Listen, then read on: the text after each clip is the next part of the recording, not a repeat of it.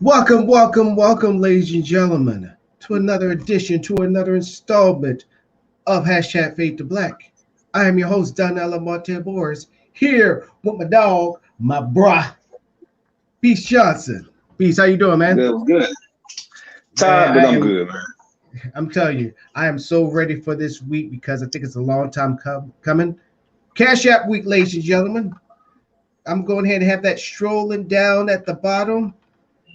Any requests? Well, not any requests, Make your request to any of the legal fellas. requests?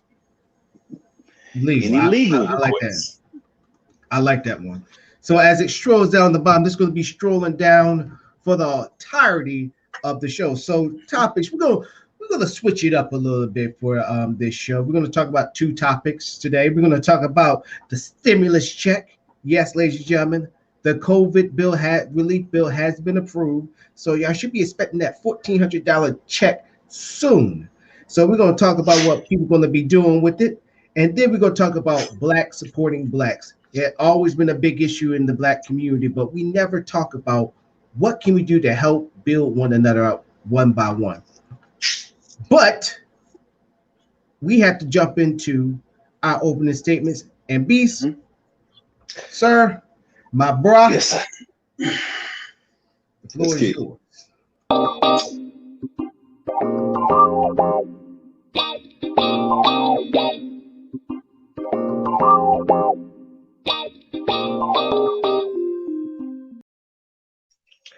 Well, since we're talking about stimulus checks, I'm gonna make my opening statement right to the point. I need my stimulus check. Yeah. I need my stimulus check. Yeah. I need my stimulus. I need my stimulus. I need my stimulus check. Yeah. And I know I ain't the only person out there feeling that song in their head right now. But not everybody gonna get that check. So don't assume that you're gonna get that check.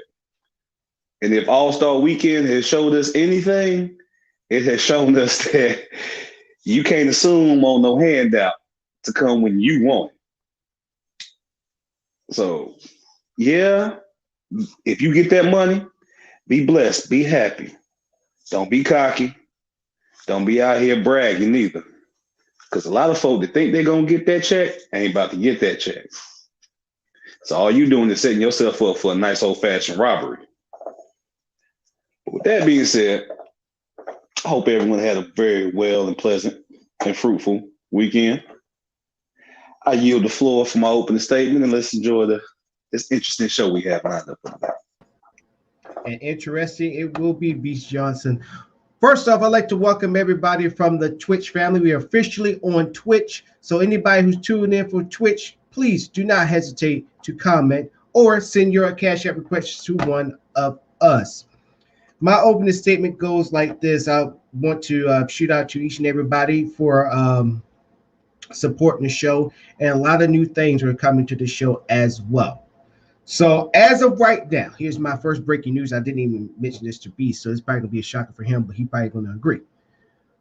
So for anybody who's been following us on hashtag Fade to Black and also been following me on YouTube and also been following Beast Johnson, from now on, effective immediately, we will be deleting posts where they have this show. Yes, I know you're like saying, well, we love the show and all that stuff. But for now, all shows will be put on repeat on Tuesdays and Thursdays, and you can catch it on the Wet Network, which we will advertise through the show and also through the week. But for just holding it on as a post or a past post, we will no longer be holding it as a post. We're going to take it down and we're going to put it to our network as well as put it on repeat on Tuesdays and Thursdays. We want to keep y'all in suspense. We want y'all to come to the network. We don't want y'all just to go to our, Facebook just to get your information from hashtag Fade to Black. We want you to come to us in-house. We got to do that. We got to keep y'all in here so y'all don't have to worry about the thresholds of Facebook. So I just want to let that be said. Now, once I'm done and get back on the main stage, I want to hear what Beast Johnson got to say about this. But other than that, let's get on into the show and let's talk about these stimulus checks.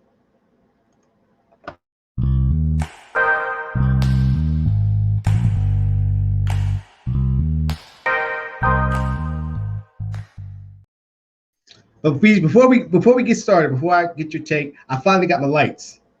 Finally got my lights.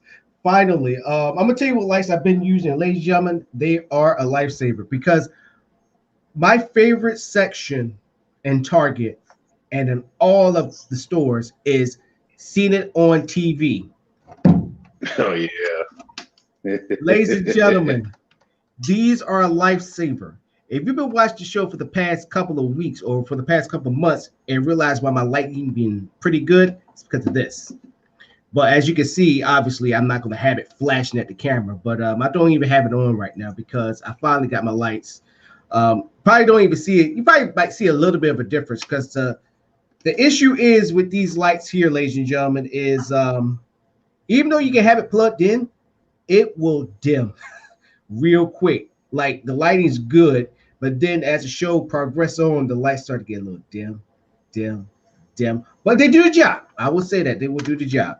So that's been my light. I'm just so happy with the lighting. I got lighting up here, got lighting right here, and then I got the usual light right here. So, but still, I'm telling you, if anybody want to get something like that, get it. I think it's only $20. So I actually got two. I got one right here and one down there. So they've been my ghetto lights, as we would call it. So I just want to brag real quick. I just want to brag. But ain't nothing wrong with that shit. But first, Beast, I forgot to introduce our sponsor, your homeboy's business. So let me go ahead and put you on the wide screen. Well, the first half of this show, Fade to Black, is brought to you by our illustrious sponsors at Sky Zone Society, your one-stop shop for beautiful aromatic fragrances, the most crisp of visuals, as well as painstakingly personal effects put into your videography and your visual delights. For all those that don't understand what I'm saying is, at Sky Zone Society, they get you candles to make your house smell good, make your car smell good. They give you clothes to make you look good. They take a picture of you so you can show everybody how good you're looking at. And then they'll take a video of you walking around the city, showing off that good look and everybody responding to you. Now, if you're looking for that type of love, looking for that type of true customizable business, then you just need to check out Sky Zone Society. Y'all see it up there in the corner. Y'all see it down there at the bottom. Sky Zone Society, your one-stop shop. Go on, check them out. And also right behind me. So let me go ahead and do the perfect screen right there. Sky Zone, ladies and gentlemen. We're going to keep the website down there so y'all can check it out. So let's get into this stimulus checks. Now, the relief bill finally been passed. Unfortunately, the $15 an hour was taken away, which is freaking sad, which is bullshit. Was that for that 15 across the board? 15 across the board. They took it off. Yeah, they're taking it. Yeah, they're taking it off. So, but that's for a different day. Right now, people is more concerned. Well, you got one half of America was worried about the stimulus checks. We're here to break the news for those who don't watch TV, who don't watch news. The stimulus checks are coming. We just don't know when. So my question is to y'all. Y'all can also chat on this show. So don't let me and Beast be the only ones doing all the talking. What is the first thing you're going to do with your check? Beast, what's the first thing you're going to do with yours, man, when you get it? If I get a check, I ain't going to tell nobody what I'm going to do. Okay, that's fair. That's fair. Honestly, but first thing I want to talk to is people out there that think they're gonna get one. Now, to all you brothers out there that's on child support, whether your kid is yours or not, if you sign the paper, they taking that money. If you owe any type of real outstanding debts that the government acknowledges as outstanding debts, with the exception of possibly student loans right now, yeah, that money ain't going to you, bro. Nor your taxes. I saw a story recently last week about it was a baby mama being petty, and showing the actual account of when her baby daddy's, who is now married, has his own family, how not only his taxes, but his wife's taxes, not the new wife, how her joint taxes were now deposited into the baby mama's child support account. And how in less than 2 days, this heifer came up on $15,000 from state and federal. 15,000. Wow, that's fucking crazy. Yeah, between the baby daddy and his new wife. So just a fair warning when I say minority payment. A lot of you folk out there thinking y'all getting it. Check first before you go trying to set up trips to All-Star Weekend and get stuck and have to do a GoFundMe to get home, or try to go ahead and get that front of that pound because you want to smoke good, or go ahead and just prepay for a whole bunch of stuff. Make sure you're getting that money. First and foremost, make sure you qualified. Make sure you know for a fact that you're going to get it. And then try to then figure out a time frame. And see, even with my first stimulus, the first stimulus that we got, I didn't touch it. I didn't spend it, not once. Definitely when the Social Security, when they stopped charging for Social Security for a while, even though I'm paying that back now, I still didn't touch it. I just kept I was like, laissez-faire. You stay right there, and I just let you just grow over time. Mm-hmm. So eventually when this eventually when this 1,400 come in, then you gotta think about taxes. Have you done your taxes yet, Beast? That's another question I want to ask. No, not yet. I actually just got my last W-2. I'm supposed to get them done this week. Yes. I need to set my appointment. Usually H&R Block will be the ones that call me because my stuff is in their system. And I haven't gotten the call from them yet, but they always call me at the wrong time. But so I got that, and then I got the stimulus. So I'm gonna tell you what I'm gonna do with the stimulus. It's the same thing I did with the first one. It's just gonna let it sit and just let it marinate. Don't even touch it. I'm gonna pretend that I didn't even receive it yet, even though it will hit. You know, I don't know if you got a notification on your phone, Beast, but I do with my bank. So whenever I get like a deposit, that phone went doo-doo. I'm like looking like, oh, deposit. So every time I hear that doo-doo, I'm like, oh, okay. I put that sucker right on down. But here's the do's. Here's the don'ts, and I think Beast alluded to a little bit. Don't go and use this money to buy some new Jordans. Don't go out and buy that brand new PlayStation 5. We don't all got a PlayStation 5 yet. And Twitch, no offense to other gamers out there, but or that brand new I ain't got one either. Don't do it. Right. Be smart with y'all money. I mean, if y'all messed up when you got your first stimulus check, this is your time to redeem yourselves. Invest it in something. Now, a lot of y'all gotta have it. Even though it's not enough for your rent, maybe it's not even enough to even, what can I say? At least it's paying off something. Right. Exactly. But at least you can just use it for something that you know you're not going to have no regrets later. You know that one issue is done. Even though I believe that stimulus check should be coming out every day. That's just me.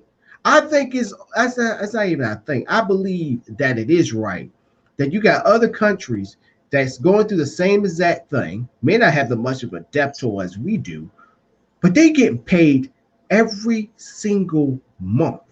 We're the only damn country that is not paying every single month, and that we have a big ass excuse about it, which it blows my mind every day. You know why? Because we as Americans, and it's the reason why the rest of the world fucking hates us. And I say not as a black man, as an American, they hate us because Americans are that stupid smart person. Yes, we have some intelligence. We have a above average sense of intelligence. but our ego is so fucking lofty. Like, we're meant to smart, but we out here walking around like we're smarter than Albert Einstein and Hawkins. Mm-hmm. And everybody know that's a fucking lie. And in regards to the pandemic, you say, other countries had enough common sense and forthright to tell everybody, sit the fuck down and chill. The quicker y'all chill and we can get this thing together, the quicker y'all can go back outside and do what y'all do. But America don't care about human beings. We care about money. So if it's stopping our money, we gonna get it moving. But see, that's my biggest damn problem. If it's all about the money, then it should not be an issue for you to pay out that money. You gonna get it back in freaking taxes. You gonna get it back if you're a damn business owner who's always getting freaking now. When I say business owner, I'm not talking about the small mama papa. I'm talking about the big business corporations. They should be the one preaching to the freaking government, saying like, "Yo, give them this stimulus check. Give these people the checks, so my business is not going out of business." See, people want to worry about the $15, hyping up to $15, and I'm just sitting there, just scratching my head. Businesses, you sitting there worrying about paying your guys a minimum wage of $15, a living wage. There you go. But you're not preaching to give us stimulus checks to the point where it keeps your business afloat. And then not to mention, you got the electric company, you got the water company, you got all them that could be going under. But see, majority of them are either state fund or federal funded. So basically, they're not going anywhere. But let me go ahead and read this from I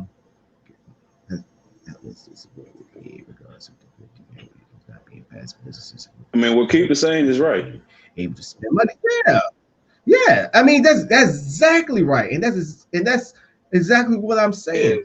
Because if I was a damn business, if I was a business owner, right, and see, if I was a big time business owner, I mean, like, let's say, this right here, this platform is huge. It becomes big. We become a conglomerate,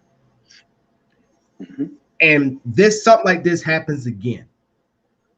What I'm saying is, I'm like, anyways, I'm gonna be paying my people living wage. I'm putting it right there. I probably might pay them even quadruple over.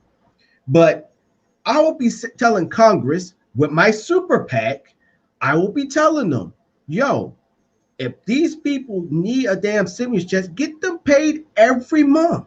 This country can afford it. Fuck the goddamn debt. Sometimes I think the debt is something just made up. Honestly, that's just my opinion. And billions. It's funny you said that too, because I saw something that was very interesting when it came to the whole stimulus check and the money they're actually giving out. In order to give out $1,400 per American citizen, they did allowed 1.9 trillion.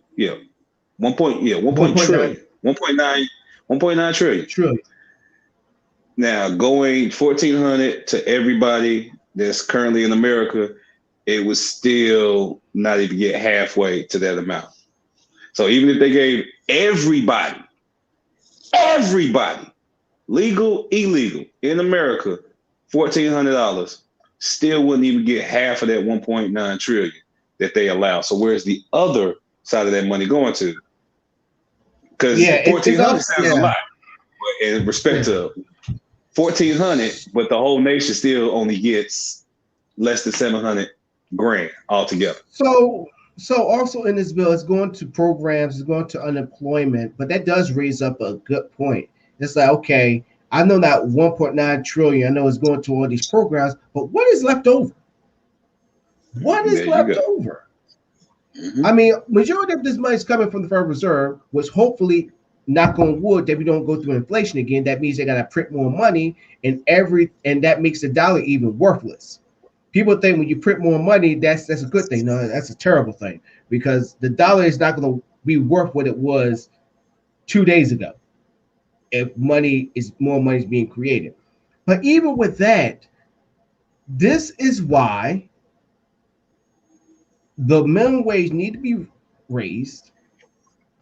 And this is also why the money should be sent out every single day. There should not be no excuse. There's no excuse. If money can go to funding wars, money can go to these not even corporations, but to these entities within the government that I probably don't even know anything about.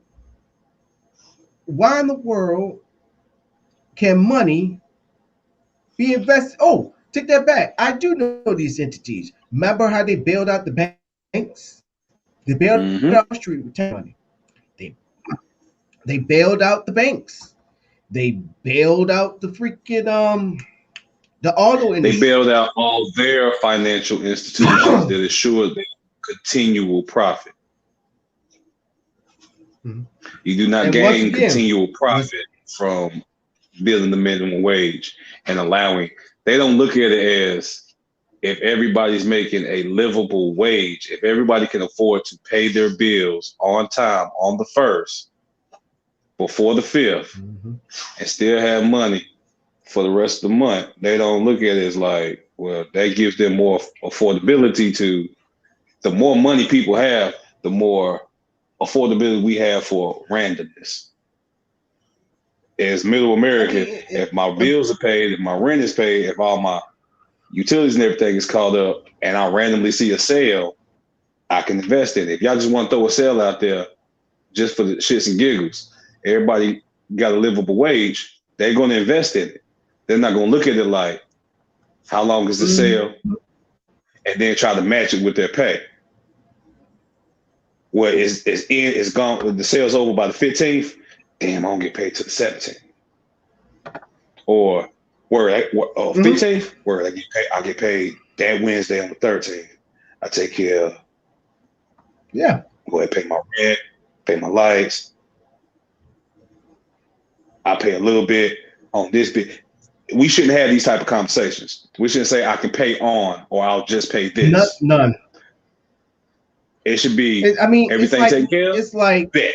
Let's go. right. It's just like I'm gonna use the slice of pie. You know, I'm gonna use the all American apple pie.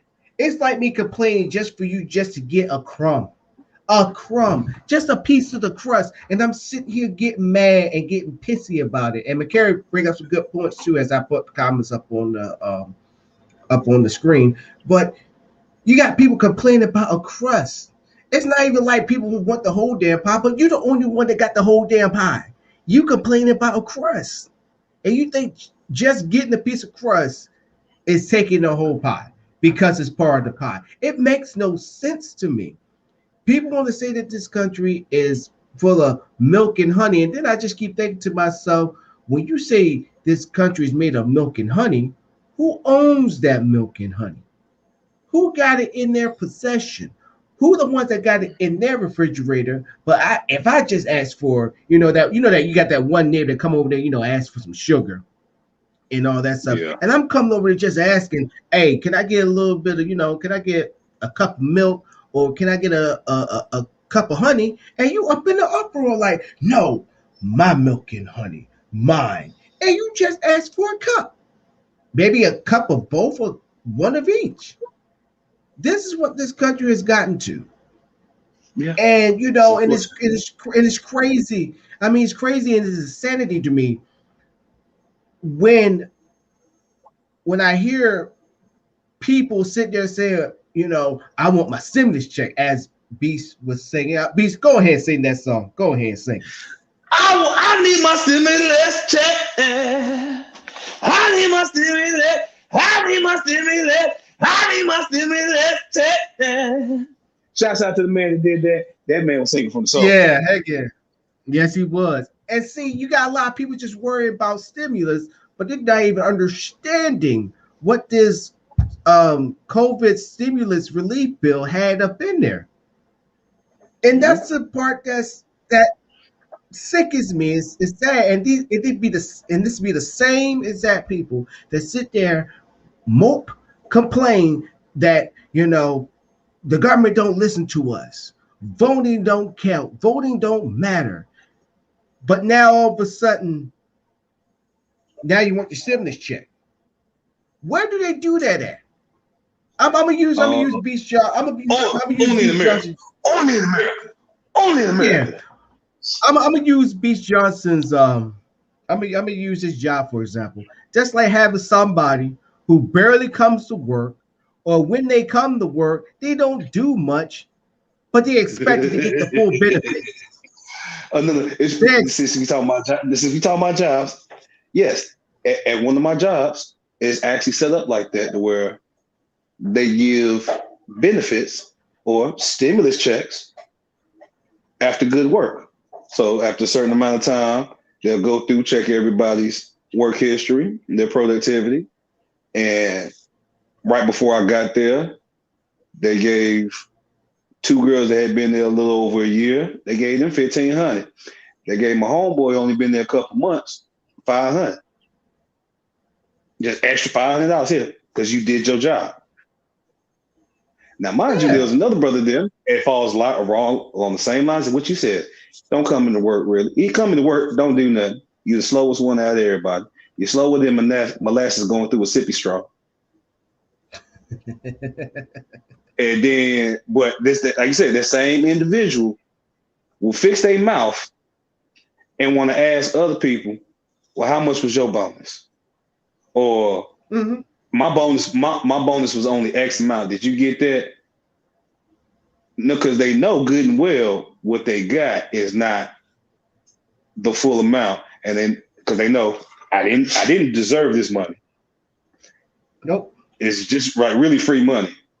But compared to everybody else, you see, oh, why they get more money than me? Because they do more work than you. And we talk about the stimulus and the taxes. All you folk out here worrying about stimulus money and say, okay, well, I'm gonna get some tax money too. If you got a stimulus check last year, that's coming off your taxes this year. Nope.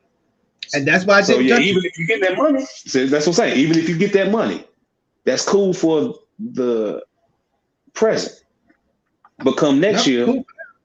Most of y'all gonna do what? Most of y'all gonna spend that money bullshitting on a whole bunch of silly shit that you ain't got no business. You know, you're not gonna put it on your rent. You're not gonna pay your bills ahead of time. You're not gonna stash something to the side. You're not gonna go ahead and invest in a car or something that you actually need to improve your life. You're gonna waste it on the materialistic, on the trendy. So come next year, 2022, when you thinking, okay, oh, I got these 3 kids, that's at least $6,000. Or, I got this extra credit that's gonna give me at least $3,500. Well, go ahead and subtract that $1,400 that you got this year, baby. Yeah, might as well. And with that, let's get back to our. Go ahead.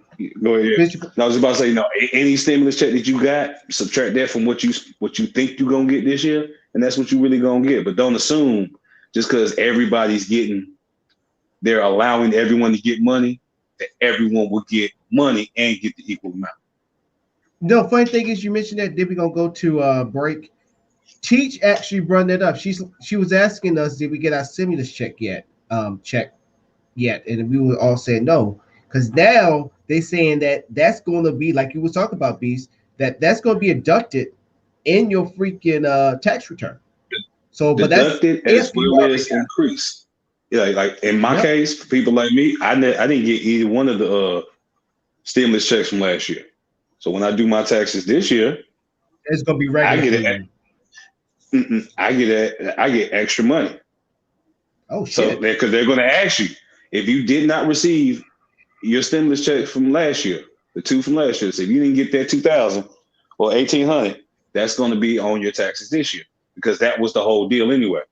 Whatever money we gave you last year will be deducted off your taxes this year. If you did not receive any money last year, you are still entitled to that money. It will just be added to your taxes.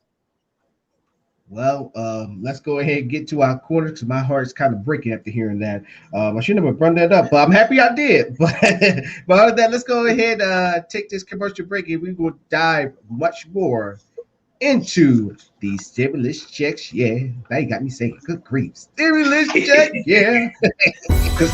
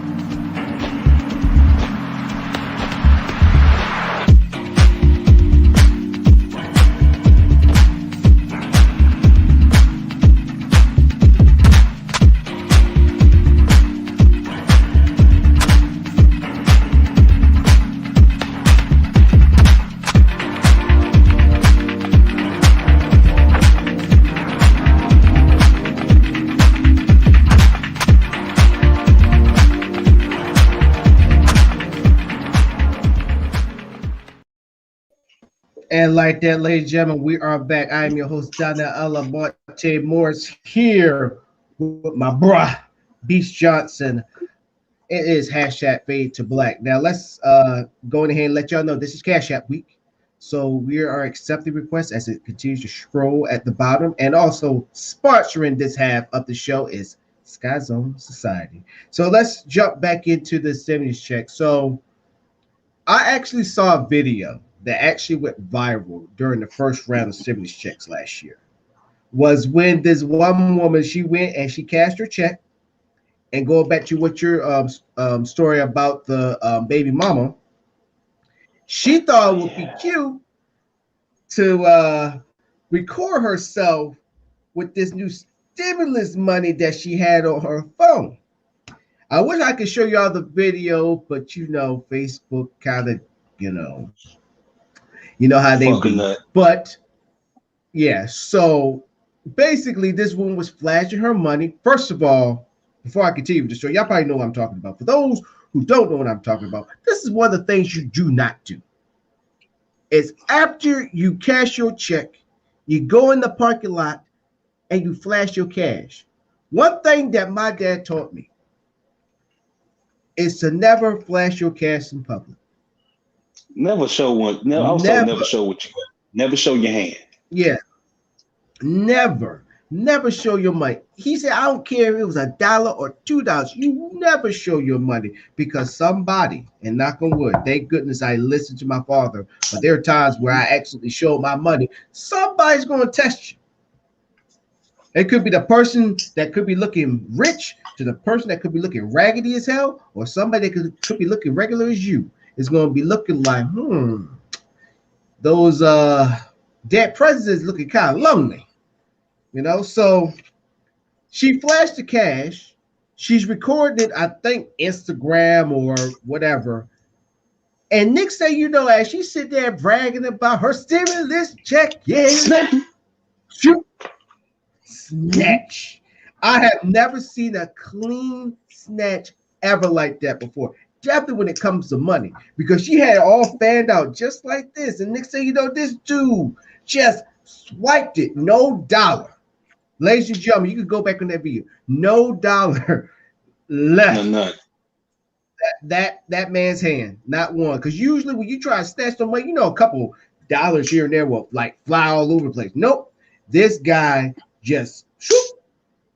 And honestly, Beast, you can come in on this. I don't blame him. When you put money I've out done the there same like thing. that, Look here, I'm gonna put it out here. I'm from the projects, not the hood, not the ghetto. I'm from the projects. That's how old school I am with this hood shit. No, you don't do that. You don't come out. You don't leave the candy lady house with a fresh pack of Skittles and think you're gonna eat that whole pack. You damn, and if you do, you damn sure not gonna go to the park because at least one person gonna snatch them from you. They may ask, or can I get some? But one person's gonna be like, run me them Skittles. What you gonna do then? Or coming out of the house with all that, not thinking somebody's watching. Why would you put yourself in that type of situation? For her to sit there and just flash that cash like she did, and this guy just clean snatch. And that right there told me that this guy done this before. He done it before, or he was prepped. Not even that. It's just you see, we live in a society now where everybody wants to be seen, but we fail to realize or even consider who is actually watching us. You want people to watch you, but you honestly only want specific people to watch you. Since we talking about videos of folk doing stupid shit, I seen a video of little boy trying to act like he hard in the streets and he about that thug life. He out here shirtless messing with an old man trying to pick a fight with him. Old man ain't even want no problems with him. And unfortunately, that old man was cool or related to somebody that did not like that. So a even younger brother. So we're gonna say that the old man was in his 50s, young knucklehead was about my age, 30s. So a young nigga in his 20s ran up on the knucklehead nigga and pretty much gave him that work. bro, who you think you are? You think it's cool to pick fights with people? He's like, nah, I don't know what you're talking about. I don't know what you're talking. Nah, bro, we just seen the video. Take your shirt off. You want to be all out here like Hollywood Cole? You don't disrespect. You don't know who body daddy that is. You don't know who uncle or granddaddy that is. You don't do that. And like he literally punked this man, had his hand, mushing his head with the finger. Like he was talking to this grown man who is older than him, as if he was a child. But that man put himself in that situation. He wanted to be seen. He wanted people to look at him and see him as something that he was really not. Problem was somebody that is what he wanted to be saw that and decided to check his ass on. So we got, back to the old girl Donnell talking about. Oh, you want to be out here acting like you got money when we know you don't? Well, I ain't got no money. Everybody know I don't, but they also know I'll take it. Snatch. Point taken. Who fought? Like honestly, you can blame him. Yeah, he was wrong. But that'd be yeah. It goes back to the whole hunting thing. Like if you're hunting in the woods and you see a deer walk directly in front of your sight line, close enough for you to beat it in the back of their head with the gun butt, do you take the shot? Yes, you take the shot. That's why your ass is out there. Mm-hmm. Did you hunt this deer? No, because that deer unfortunately put itself in the situation to allow itself to get killed. Or you can have the same thing that happened to Peter Griffin when he kept seeing that deer, and that deer just pointed that way, and the deer's whipped his ass. Should have took the shot and got his ass whooped. So it's easy because a lot of people was clowning this girl, basically saying the same thing we're saying. But then you saw a couple of comments like, man, it's not right that this dude went and stole her money. And I'm thinking to myself, what do you mean stealing her money? Let's use better words. Let's use better words. Exactly. Yeah. If he took out, if he went up on her in an aggressive manner, give me your money, and she had to pull it out, then yes, he in fact did rob her. And then if you just do a snatch and run, that's on you. You shouldn't have had it out there. Look, that's fair game. I say that's fair game. It's like in boxing, like they say, always keep your dukes up. And you saw what happened. If I walk out like this, if I do this, and I walk down, I'm like, come on, with my chin out, come on, quit trying to hit me, and I get knocked clean the fuck out. That's my fault. Yeah, I'm saying, and here's the sad part about this. This is the big sad part that nobody's talking about when that video went out. Her window was down. How can you, not to mention, have all that money? One, number two, you started recording, and then three, your window was down. That boy snatched that money out her hand like it was a double cheeseburger meal from McDonald's, and he was 10 minutes late for work. And then, not to mention, no pickles, no lettuce, no freaking onion was left. Clean off the freaking nothing. Took every bit of sesame seed off that Big Mac bun. And then, not to mention the freaking drink itself, not one dew off the freaking side hit the freaking counter. That's how quick he was. You wouldn't even tell. But then she thought, and I understand, she got out the car and she tried to run after the guy. Obviously, when you shoot at the track. If I'm in the car and you rob me, well, now it just becomes a case of vehicular homicide. Right. And see, that's one thing that got to my mind too. I was like, I ran that motherfucker over. Right. I mean, I would think that. Hey, welcome to the show. First of all, welcome everybody to the show, and also we're also live on Twitch. So we like to send our hello to whoever watched on Twitch. We're part of the Twitch family now. We created the channel yesterday, so welcome. But we actually talking about the stimulus check and what not to do. So now here are the do's with your stimulus check. Now we're not We're not financial advisors. We're putting that out there. We just But common sense with money. right, we do want to tell you this. What's up, guys? What's up?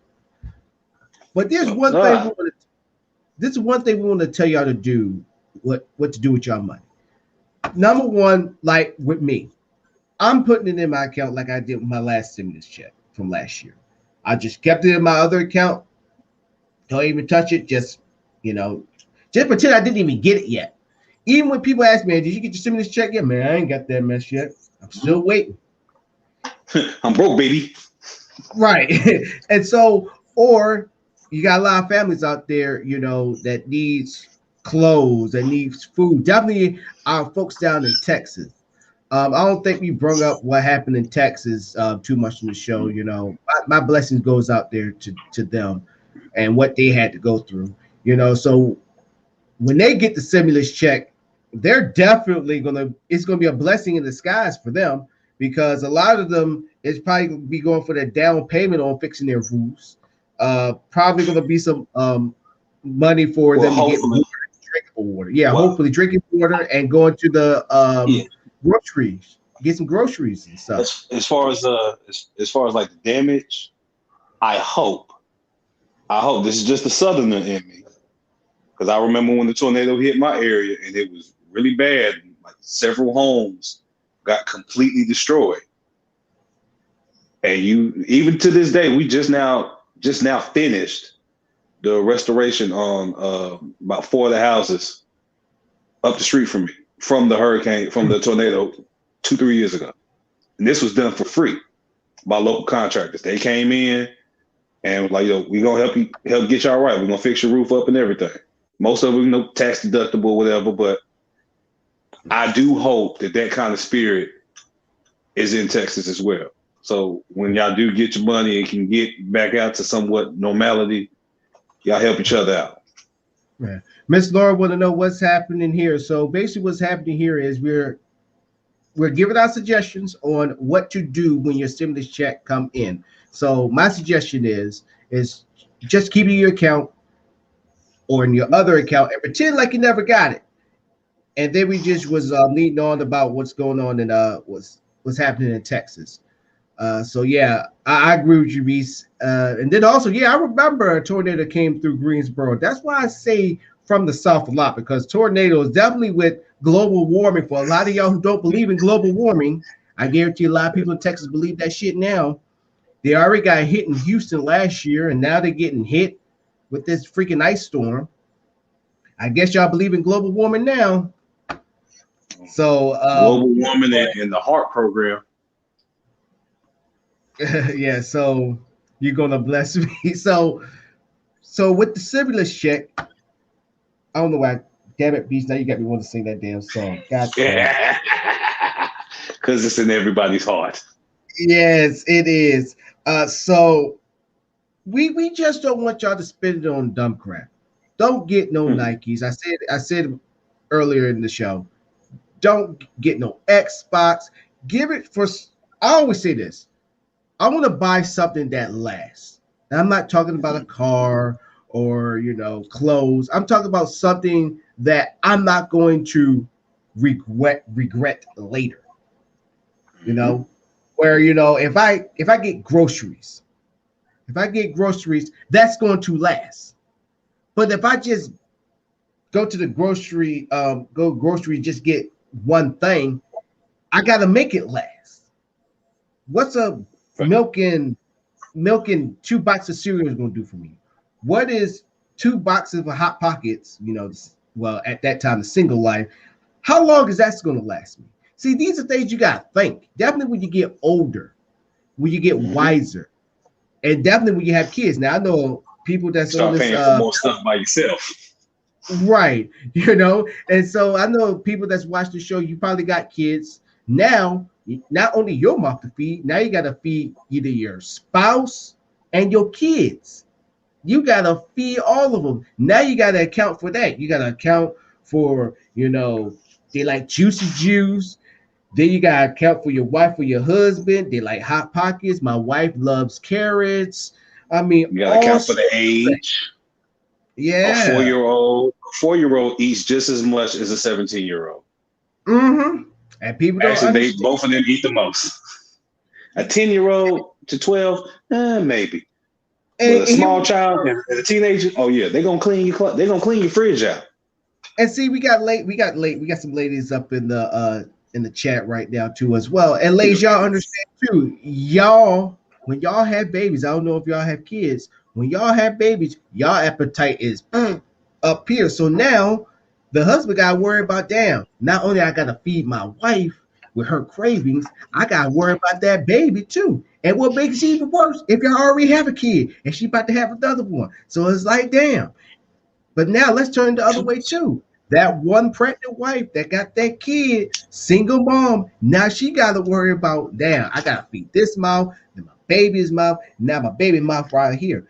It's so much that goes into it. So, ladies and gentlemen, if you have to use the stimulus check to get anything, make sure it's something that will last. Not a day, not even a week, maybe a month that will last. And it's not only, like I said, it's not only just grocery. It could be gas. Mm-hmm. It could be, the electric bill. It could be for the let me see, brand new tires. It could be for a multitude of things. A myriad of bullshit that we got to deal with. Right. Just make sure.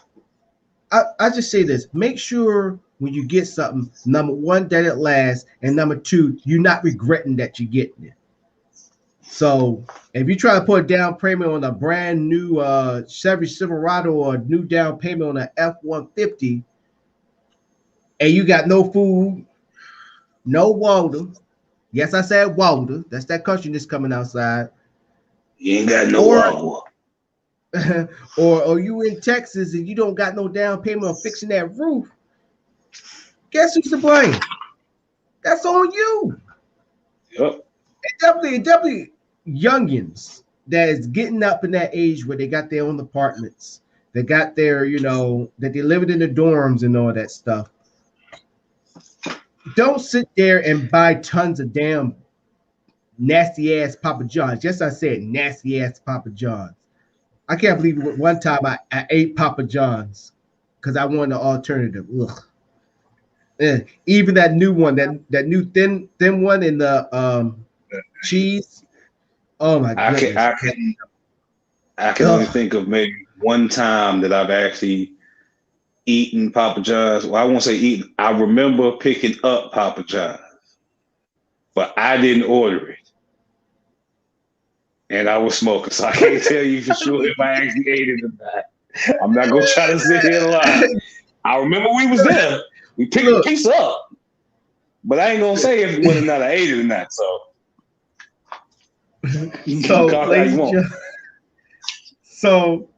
going out to my young folks, my young bucks, as I was once called. I know Beach was called that once in his lifetime, a young buck. So y'all young bucks, when y'all get these stimulus checks, please, once again, don't spend it all on fast food. Give it to something that is going to last. Like if you can pay off your debt, that student debt during your time in college, or pay toward it, hey, that's $1,400 to the good. Just saying. Mm-hmm. Or you ain't got to worry about later on. Right. Or you can use it to get a not spanking new car, but as we call it, a beater car. A car that you're not going to have forever, but it gets you to point A, point B. It's not going to get you to you need a track car. Have a road trip. Yeah, just a car. All you youngers out there, yeah, go get your little Cord, little Tercel, late '80s, early '90s model, something that what we're saying is make an investment. Anything that you purchase with this money, it should be an investment or a potential asset later on in life. Perfect example, like when my mom died and I got the insurance money, after taking care of what I needed to take care of, anything that was left, went bought stuff for the house, and folk was asking me, well, why you got two of this, or do you really need a TV in each room? I was like, no, I don't need a TV in each room. Nope. But there may come a time where funds may be lacking, and some of this extra stuff in my house can easily be sold and pawned, and I can still survive. Mm-hmm. So Yeah, I never looked at it as like, oh, you're wasting money on an extra bass or an extra amp. No, this is an investment because I have extra equipment to use, and Lord forbid, times get tough, money get hard. I can still pawn this stuff, still have a viable source of income and entertainment, and not be hurt. I ain't selling everything in my house. No, I still got a TV. I can still watch TV. I can still enjoy myself. I can still enjoy the things I work hard for. But I bought extra of them because nobody gets paid every day, and money don't last forever. So you always got to have a backup just in case. Mm-hmm. And see, I'm happy that you bring that up, Beach, because it's alluded to what I've been saying is make it last, and two, that you don't regret it. And and then also you gotta look at what you have now too as well. Be like, okay, do I actually need this? You like you said, do I actually need this extra TV, or do I need this extra laptop? Am I even using this laptop anymore? But then I had another idea that popped into my mind. Is this could be something you can teach your kids? Give your kids $10. Give them some money, a chore. If they do their chores, here's $20. And then you keep the rest and just tell them like every time you do something good, I'm gonna give you some money. Now you can just go up in their room, just steal that 20 back and be like, here you go. Here's another 20. You'd be like, oh, another 20, and not realize it's the same 20. No, don't do it to young kids. Don't do that. Don't do that. No, you can't do that. These little niggas are smart. Yeah, they're clever now. These little niggas are smart. These little niggas are smart when it comes to money. No, you can't do that with this. Us, maybe, because we never really paid attention when we put money. We would just throw it in our room. We were like, it's somewhere. I gotta look for it. These little niggas now, oh no, they got a spot. Oh, they know.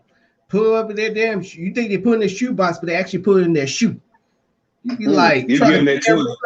You give them that 20 back, and they go on them like, Mama, what happened to my other 20? What other 20? The other 20 you gave me last time after I took the dishes out and everything, and I told the police you ain't had no dope in the house. Kids call you out now. Your kids call you out now. So and the crazy thing is, you want to whip their ass, but they right. You're like, you shut your lucky. You lucky. Shut your mouth. Like, I want to whip your ass right now, but you're right. Just keep your mouth shut. Or like, sorry, ladies and gentlemen, we're not trying to go so much off the path, but I gotta bring this up because it brought me to a TikTok where the father where they have like a TikTok where the father bring their kid in the room and be like, tell me why I should not whip your butt right now. Because I saw you was over there talking to that one girl, and what you gonna do? I ain't gonna say that. That's good. Let's go and get some ice cream. And that's the first thing that got my mind. I was like, and the funny thing is, I have not saw the women's version of that. I would love to see the women's version. Like, why should I whip your butt right now? Because I saw you was over there talking to that one too. And what you gonna do with your ass? You know why you're not gonna see it with women? Because they already doing it. Well, they doing stuff, and when it comes to the mamas, you're gonna hear some really reckless shit. Like my homegirl posted something earlier today, said she was at the doctor's office with her newborn, and there was another little bad child in there, and he just randomly came out and was like, "Mama, you remember you used to stab me with the EpiPen for fun?" Oh, whoa. Really? Oh, wow. Oh, yeah. Wow. So that's why you ain't gonna see no videos like that with the mamas. Some mamas ain't real mamas. No, they just want to whip their kids' ass. They want to beat their ass like Mike Tyson. But other than that, ladies and gentlemen, we're at the top of the hour. It is 6 o'clock on my end, and I think it's 9 o'clock. No, it's 10 o'clock on your end, right? Oh, it's 9 o'clock? 9. 9 o'clock. So I'm over here in, well, not Seattle, Washington, but I'm here in Washington, and Beach is over there in Greensboro, North Carolina. We're at the top of the hour, and so this is how you solve East and West Coast beef right here. This right here, this how you eliminate East Coast, West Coast beef. East Coast, West Coast. We get along just fine. So why can't you rap us? How can we get there? The first steps on helping our culture to become better. But until then, we going to take a commercial break.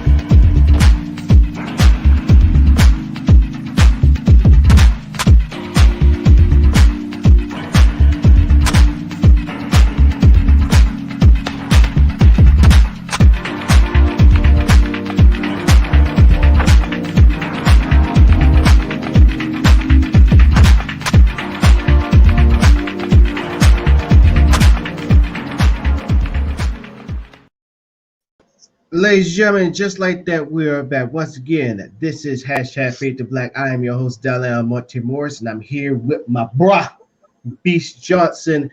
Once again, this is Cash App Week. We're talking about the stimulus check, and now we're going to talk about Blacks supporting Blacks. Now, before we go into that, speaking of Cash App Week, this whole week is going to be with Cash App requests. So the request could be birthday. Request could be a topic that you only want a panelist to talk about, or just, us probably seeing your name. But we're not going to do no craziness. We're not going to eat no worms. We're not going to run across this camera butt naked. All those crazy stuff. Those requests are off limits. That's OnlyFans. But other requests, that's OnlyFans. That's OnlyFans. Well, so only request we're going to do is, birthday shout outs or motivational shout outs, topics, or whatever. Our Business Cash App handles, or a business shout out as well. So it's at the bottom. You can also put these requests in even with the recorded shows. It's not always going to be live. So if you just send a request, we will happily oblige. As you can see, Ania Joke Teach, she's unfortunately she's not going to be here for another 2 weeks. She's in Cameroon, and teachers, you watch right now. We're thinking about you. Stay safe out there, and you bring your tail right on back. As well as Seep Away. Tell all them little children out there, stay off Facebook. Yeah. And then Seep Away, who's also our panelist, he's preparing to represent the Balate tribe in the Olympics. Please go support his support his GoFundMe. I'm about to go and find it so I can put it up here so y'all can Go go and support do a brother. Go support a fellow brother that found his roots and had it. his roots embrace him. That's a beautiful Yes. thing with this story. Found out what tribe he came from, found that tribe, found acceptance and love from that tribe. And now that tribe is letting him do something that he has tried his damnedest in America to do his whole life. And he's now So about to become nothing the else. Show that oldest. message support. Yeah, he's the oldest, but trying to be the oldest Olympian of all the Olympics. So we wish him nothing but the best. He's a panelist on this show. Can't wait to have him back. So right now I'm actually going through actually looking for his GoFundMe page. But other than that, let's get started with this second half of the show, which is sponsored. Oh yes, sponsored by Real Cheddar Boy Popcorn, which is the only black popcorn business and company here in Seattle, as I'm going to have it strolling at the bottom with 12 different flavors. RealCheddarBoyPopcorn.com. Let me go ahead and show you one of them. I actually saved these bags after I finished eating. So here you go. So here's one of their flavors. You got cheddar. And then the napkins on the back, y'all. Yes, they do deliver. Now, if you are in the local area here in the Washington Kent area, or if you're traveling over here or you want to, they also got a place where you can pick up the popcorn, but they also serve hot dogs. They got the Popo dog. They got the What Up dog. They got the Chill dog. Now they serve sandwiches, BLT, and as well as the Reubens. Now, I already tried the Reubens. I'm not even a big Reubens fan, but that Reuben sandwich that they got, so good. I already did the test of the Popo dog and the What Up dog. Love it. Haven't tried the Chill dog and have not tried the BLT yet. Let me stop getting y'all hungry because I'm getting hungry just talking about it. But like I said, I just zone out anytime you start talking about the food outside of popcorn. I just zone out because my stomach gets mad. So I was sure in the middle of the show, but if you local, you need to check out their hot dogs and their sandwiches and their lemonade. Oh my gosh, so great. Blueberry pineapple to die for, but they got other flavors as well. But unfortunately, if you're not in the area, I'm sorry, but at least you know where to go when you come over here. But until then, you can order your popcorn online. You can still order the popcorn, and you can leave a message. Leave a message saying franchise and plastic bottles, so he knows to expand his operation and deliver that wonderful juice. Because I ain't gonna lie, that thing be looking good, and I'm just thinking to myself, what kind of liquor would go good with this for a nice weekend? So nice blue pineapple concoction. Throw a little bit of Bacardi Limon in there. That's what I'm saying. I'm sorry, that's just me. I know I ain't the only alcoholic out there that's probably thinking that. Oh, don't worry. I still got some Jim Beam that I have not got done yet, but I'm gonna keep that to myself. But speaking of black supporting black business, ladies and gentlemen, that support during this whole entire show with Sky Zone Society, which is black owned, as well as Richard Boy Popcorn, that is black owned as well. Just that pushing their product is doing a lot. And that's one of the biggest things that is missing in our community. I think that the biggest issue, that this is just coming from me, ladies and gentlemen, this is just coming from me. I think the biggest issue that we have is because, I give it to you guys, us as a whole, have a tendency of doing that individualism. Perfect example is the NFL player that once was a college player, that once was a high school player, who once was in the Tykes and Taifa, as they call it, who always wanted to be that star, that always wanted to be that, be in front of Madden. And we can go to basketball. They want to be on the 2K3. They want to be the one signed a big Nike deal or Adidas deal, or signing to play for the Knicks, or signing to play for the Dallas Cowboys. And the crazy thing is, they just think that their woes and racism is over because they have hit the pinnacle of their lives. And that's something that we need to get out of our heads. Yes. I think Roland Martin said it right on one of his shows, and he brings truth to power when he says it. He says, "When I made it to the top, I wasn't alone."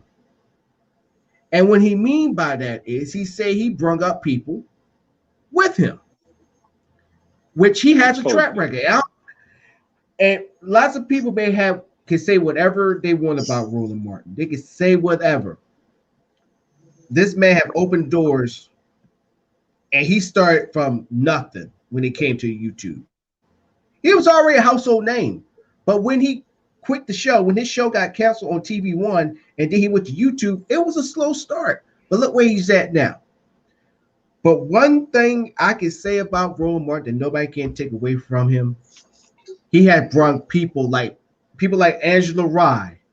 Let me see. I can name a couple of people's names. God dang it. But like all the people, I say this, majority of the people that you see on CNN or MSNBC, they either is a contributor or actually have a show that is black. 9 times out of 10 came from the Roland Martin show, from TV One to a show that you have on YouTube. Ladies and gentlemen, that's when you know that you are rich and wealthy, when you can help those around you, even if they have a difference in view. Roland Martin has done that. Has a LeBron James done that? Hell yeah, I could put LeBron James in that category too. Look what LeBron James did for Kyrie. Look what he did to for everybody who was on that Cleveland team. That even with the best squad, they wouldn't have won that championship. Just think about that. Kobe, Shaq. You got a lot of people. Or Eddie Murphy. I didn't know Eddie Murphy had taken. See, people like to give Adam Sandler a lot of credit for having his group of friends in every single one of his movies. But Eddie Murphy been doing that way before Adam Sandler. Not trying to take any credit away from Adam Sandler. Why do we know about Charlie? That's all I'm saying. Mm-hmm. How do we know about Charlie? Right. And what was the first words we ever heard Charlie say? give it take a couple hours. That's love. He wrote movies with his brother, incorporated next to, when we talking about like black business and just like really supporting each other, we talking about folk like Eddie Murphy. We talking about folk like Richard Pryor. We talking about folk like Keenan Ivory Wayans. These are brothers that put themselves in that position. And like when I speak about these three men, let's speak about the white folk you wouldn't know about if it wasn't for them. If it wasn't for brothers like Richard Pryor and Keenan Ivory Wayans, we would never know who Billy Crystal is. We would never know who Robin Williams is. We would never know who James Carey is. Nope. These are three prolific, iconic white men that every white person loves. But guess what? It was a nigga that put them out there. It was a nigga that got them right. It was a nigga that helped them build their empire that you see today. It was a nigga that gave them their legacy. Mm-hmm. You got Jamie Foxx, who Tommy Davis. David Allen Greer. Who Kim else? Field, Kim Coles. Kim Cole, Kim Cole, to a later extent. You see Coles. Then you got all the 90s shows like Living Single, Fresh Prince. All these shows link in with each other. Look at Martin. I was just about Martin, Malcolm and Eddie. Hell, the Cosbys. Most of the folk we know. You can talk what you want to about Bill. You can say what you want to about Pills. But if it wasn't for Mr. Cosby, we wouldn't have G Money. Wouldn't be no G Money. Nope. Is he your brother's keeper? No, Bill Cosby was. Because Bill Cosby made sure, like all the other brothers we saying, they made sure when I'm in a position to do something, I'm gonna bring my peoples up. Because I know they're just as skilled as I am. And also, too, it's just smart business and smart strategy. Keep all your assets close at hand, even your enemies. You keep the folk that you know rub people the wrong way. You keep them by your side. You need a Dame Dash in your crew that's going to be the pit bull and wild out on folk. You keep them around. You bring them up with you. What about It's not that hard. Shoot. And see, a lot of people are gonna come at me when I say this, but this is true. What about Tyler Perry? Look at what Tyler Perry's doing. Hey, look at what he I've has never been done. a fan of his, but I respect what my man did. He has put a lot. He has made an industry. He made the industry out of church plays. Like, let's keep it real. Nobody really dealt with church plays until Tyler Perry started getting into them and actually made them not only a facet but an industry. Now you got folk that's jumping out into real TV, real music, real acting, quote unquote, from doing these Chitlin plays. Yeah. Now they out here got their own shows, doing movies that ain't got nothing to do with Tyler now. I just seen your boy that played CJ, the son CJ from the House of Pains. I just seen him play. He playing a new movie where he a drug dealer, kingpin, cold-hearted nigga. Yep. Tyler Perry put a lot of people on, and you may not, like I said, go back to what Beast was saying. A lot of y'all may not like him being Medea. I loved it when he was Medea, but he put a lot of people on. He has put people that he even put what's her name who played Cookie? God damn it, she fine as hell too. Taraji. Yeah. Taraji. Yep. Now a lot of y'all gonna say, well, now they're gonna say Baby Keke Boy. Palmer. They're gonna say this, yeah, Keke Palmer. But you see, the thing is, people gonna say for Taraji, they're gonna say, well, Baby Boy was one that set her out. Yeah, it put her right there. But that longevity, you got to give to freaking you got to hand it to freaking Tyler Perry. You got to give him the nod. He liked to get real emotional, but by doing that, the actors that he uses get to actually showcase their talent. And a lot of folk that he put in his movies that you felt like was subpar. What's your boy, Shamar Moore? Oh, soap star. A lot of folk just think of him because he be on Younger Wrestling. Now, dude can actually really act. After he did that movie with Tyler Perry, now he doing SWAT and Criminal Minds. He out here being a government agent fighting crime. Yep. Speaking of support, let me go ahead and show our panelists. See, boy, this is what I was doing. I was actually scrolling down. I wasn't paying attention or anything like that. But, ladies and gentlemen, go support our dog, Sleepaway. He needs to raise $40,000. Right now, I would say he's about 1/4 there. I already donated like a long time ago. I believe I donated $50 to his fund, but he needs $40,000 so he can go to the Olympics and win. Since we're talking about businesses and black businesses, this is an opportunity for you black entrepreneurs, for you black owners and business folk to support a fellow brother with a dream, a fellow brother with a dream that gets him a lot of TV coverage. Yep. Let's just be real about it. Yeah, he already went on a couple of shows and all this stuff, but let him explain that to y'all. At the age of 50, I can become the oldest Olympic. Sorry about that, ladies and gentlemen. My internet's acting dumb. Apologies about that. We got too many people on the Wi-Fi. Got to change passcode. Yeah, I know. What the flip is going on? Sleepaway, sorry, man. I had a good introduction for you, dog, but this just messed up on me. We're not gonna worry about it. Like I said, like I said earlier, Brother Seafway is. Uh-oh. There we My go. name Oh, there we is go. CP I worked on Wade, it. and I am a My Swim Pro ambassador. This is my Olympic journey. I was 4 years old when my father took our family to Charleston, South Carolina. When he brought me to the edge of the Atlantic Ocean, I reacted violently. I was deathly afraid of the water. My father vowed then and there that no son of his would be afraid of the water. My father was on his high school swimming team. My grandfather served in the Coast Guard.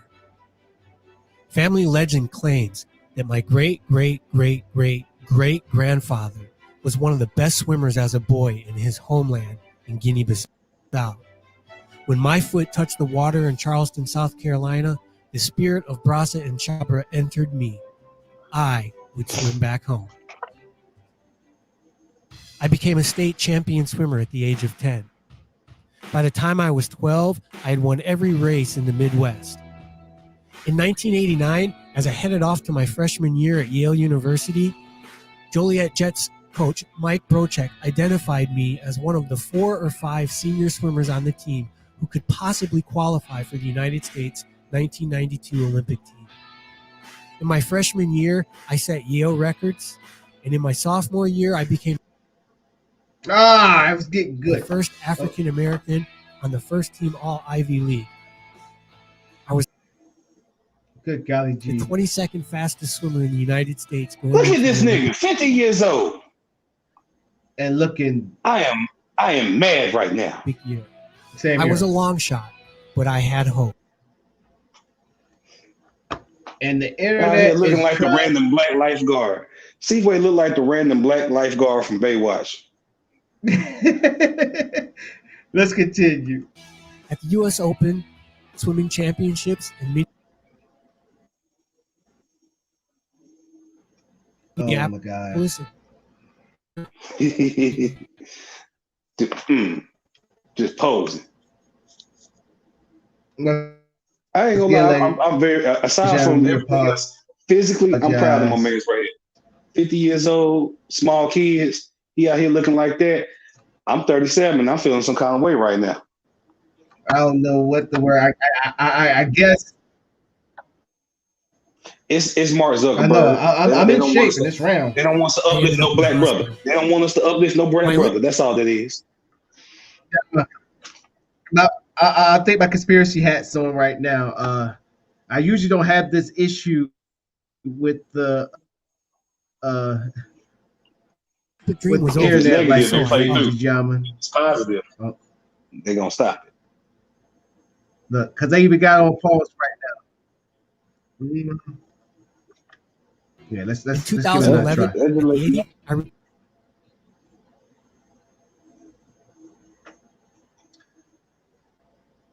Well, ladies and gentlemen, I'm not even gonna fight with this thing no more. But go support our brother, Seepaway. Don't not just support the brother. You don't have, like I said, you don't have to give your life savings.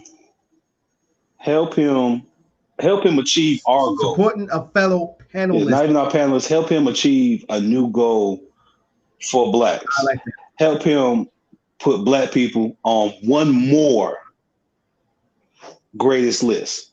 Have us be the first as something else. Yeah. We're the first to do everything else, but let's keep it real. We ain't seen no black folk in swimming. So that's one thing we haven't officially taken over yet. Well, Brother Seafway is about to help us with that. Right. So y'all help him, help us.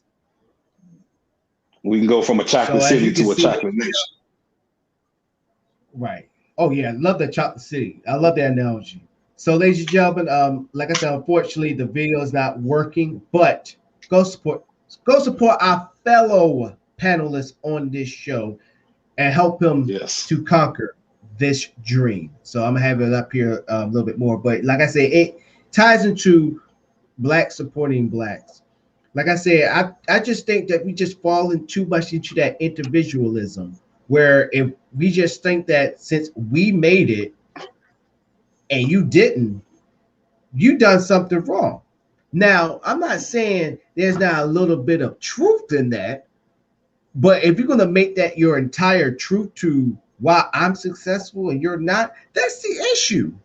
Because if you're sitting there telling me the reason why I'm not successful and you are, you give me the reason, that's not helping me. You should be showing me, look, this is what you do when you have this happen. Or take somebody under their wing and be like, look, this is the business that I'm in. This is how I make my money. This is what I do. Or what me and Beast is doing. Have people come on, I literally tell anybody who tries to start a podcast, I have no problems giving them all my resources. I just can't hoard it all to myself. Here you go, bam, bam, bam, bam. Because all the sources that I have on the side that I haven't used yet does not mean it's not going to work for the next person. So that's why I love sharing my resources, because I know it's going to come back to me twofold, because when they become successful, they're going to be like, yo, Morris was the one that really put me on. He gave me the resources and all that stuff. Now look at me. I'm a billionaire. And me, I'm going to be all right where I'm at. I'll probably already be there. I'm a billionaire, but as long as I know that I helped out the next person, help them out, that's what I feel good about. That's what I feel great about. I could be a multi-billionaire, but what makes me sleep good at night is knowing that not only that I be making money in my sleep, but that I helped somebody achieve their goal.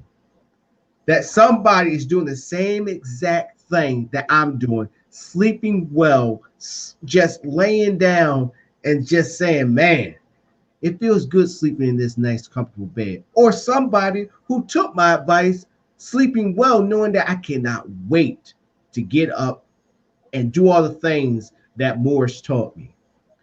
All this advice, all this good game he gave me. I want them to feel so excited that they can't even sleep. I've been there. Look, y'all, I've been there where I had another brother when I first started off with this podcast thing. Didn't even know. You probably just by the look at him, you thought that he was part of Run DMC because he always wear the Run DMC hat, had the chain. Didn't even know that he ran his own janitor service and got a contract from the military. And a millionaire. Wouldn't even tell. Couldn't even tell. But all the gems he gave me, I put it to good use. I wish I still had his number. I put it to good use. And here I am. Here I am. Using it. I mean, Beast, I'm telling you, I was so freaking excited from getting all these gems and writing it down. I literally stayed up till 3 o'clock in the morning because I wanted to start on it. But I couldn't because I was in Central Time Zone around that time in Kentucky. So everybody was asleep. And I'm the only one still up, like, yo, man, I really want to work this, but I got to wait till tomorrow. So I really had to force myself to sleep. I was that excited. That right there helped me sleep at night when I'm doing that for somebody else. What about you, Beast? Well, I've always felt that way too, because like I literally just had a conversation with one of my clients like this last night, and he asked to pull me to the side. He was like, "I just want to I want to tell you I appreciate what you're doing for us. You do a lot of stuff for us that you don't have to. I know you don't really. I know don't nobody really be saying it, but I just want to let you know that I do appreciate the effort. We do be listening." And I told him, like, look, man, I was in your place. The best life lessons I've ever received have come from the most randomest of areas and from the most randomest and anonymous of people. Anytime somebody's willing to talk to you, or even more importantly, willing to hear you out, hear what they got to say, because that's the stuff you hear in the back of your head later on in life. Yeah. When you come across a situation and you hear that voice giving you sage wisdom, it's not always God talking to you. Sometimes it's just that random bus driver or that random lady that just chose to talk to you for 15 minutes that day. But they actually said some stuff worth listening to. And years down the line, you have actually applied what you heard then. Hey, hold up. So you just never know. Like you never know who helping, who you help will help along the line. Right. I Like I hate said, to break your thought in your comment, but we got a scammer on the show. Look at this. hold on, what? Nice try. Miss Laura, Oh, please, Miss Laura, do not fall for that. Don't do please it. don't. No, Please don't. no, number one, if it ain't Ed McMahon and they ain't knocking on your door with that big ass check from Publishers Clearinghouse, don't believe it. Don't believe it. Don't. And Ed Don't. McMahon is gone, so ain't no such thing as Publishers Clearinghouse no more. So, but don't believe that. But speaking of cash prize, I'd like to thank that scammer for coming on. That does bring up an idea that we, the people, and we hashtag Fade to Black crew been talking about. We're also going to start giving out some gift cards, some Best Buy, maybe just some gift cards. Yeah. So token of our appreciation. So how many people you can refer to come watch the show? How many people you can refer to subscribe to us on a monthly basis to get the exclusive content? Which, Beast, I want you to explain to people, as you got the dog out, to explain to people. Stone Cold Could you explain to people about our exclusive content? As once again, like, first of all, before we get into that, yes, support our panelist, Superway, for his dream to complete in the 2021 Olympics in Tokyo. A dollar can go a long way. Please don't give your life savings, definitely with these times that we live in. So don't forget, go support our panelists. As Beast comes back, let me go ahead and take this off. Superway, wishing nothing but the best, dog. Now, go ahead and explain to people about our exclusive content.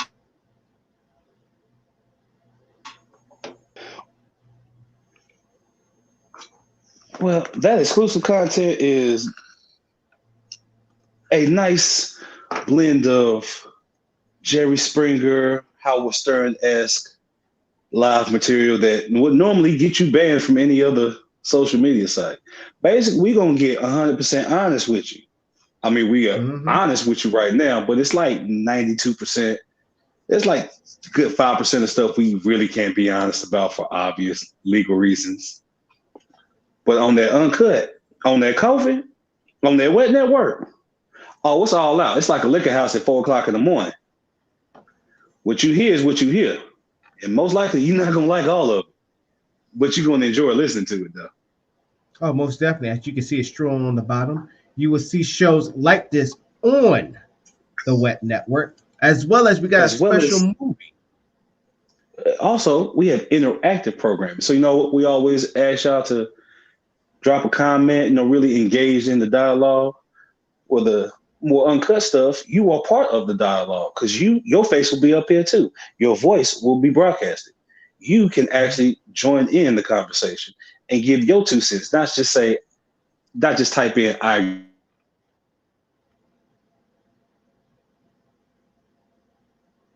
I feel what you're saying down there, or Teach, could you answer? You could jump right in yourself and say, hey, these are my thoughts on this particular subject. Or this is how I feel pertaining to this.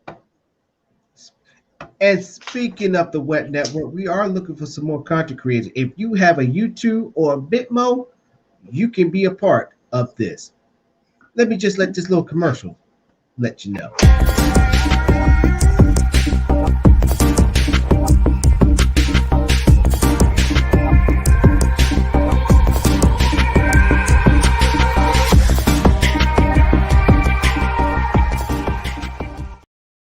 That's all you gotta do, ladies and gentlemen. Just go follow us on our Facebook page, hashtag Fade to Black.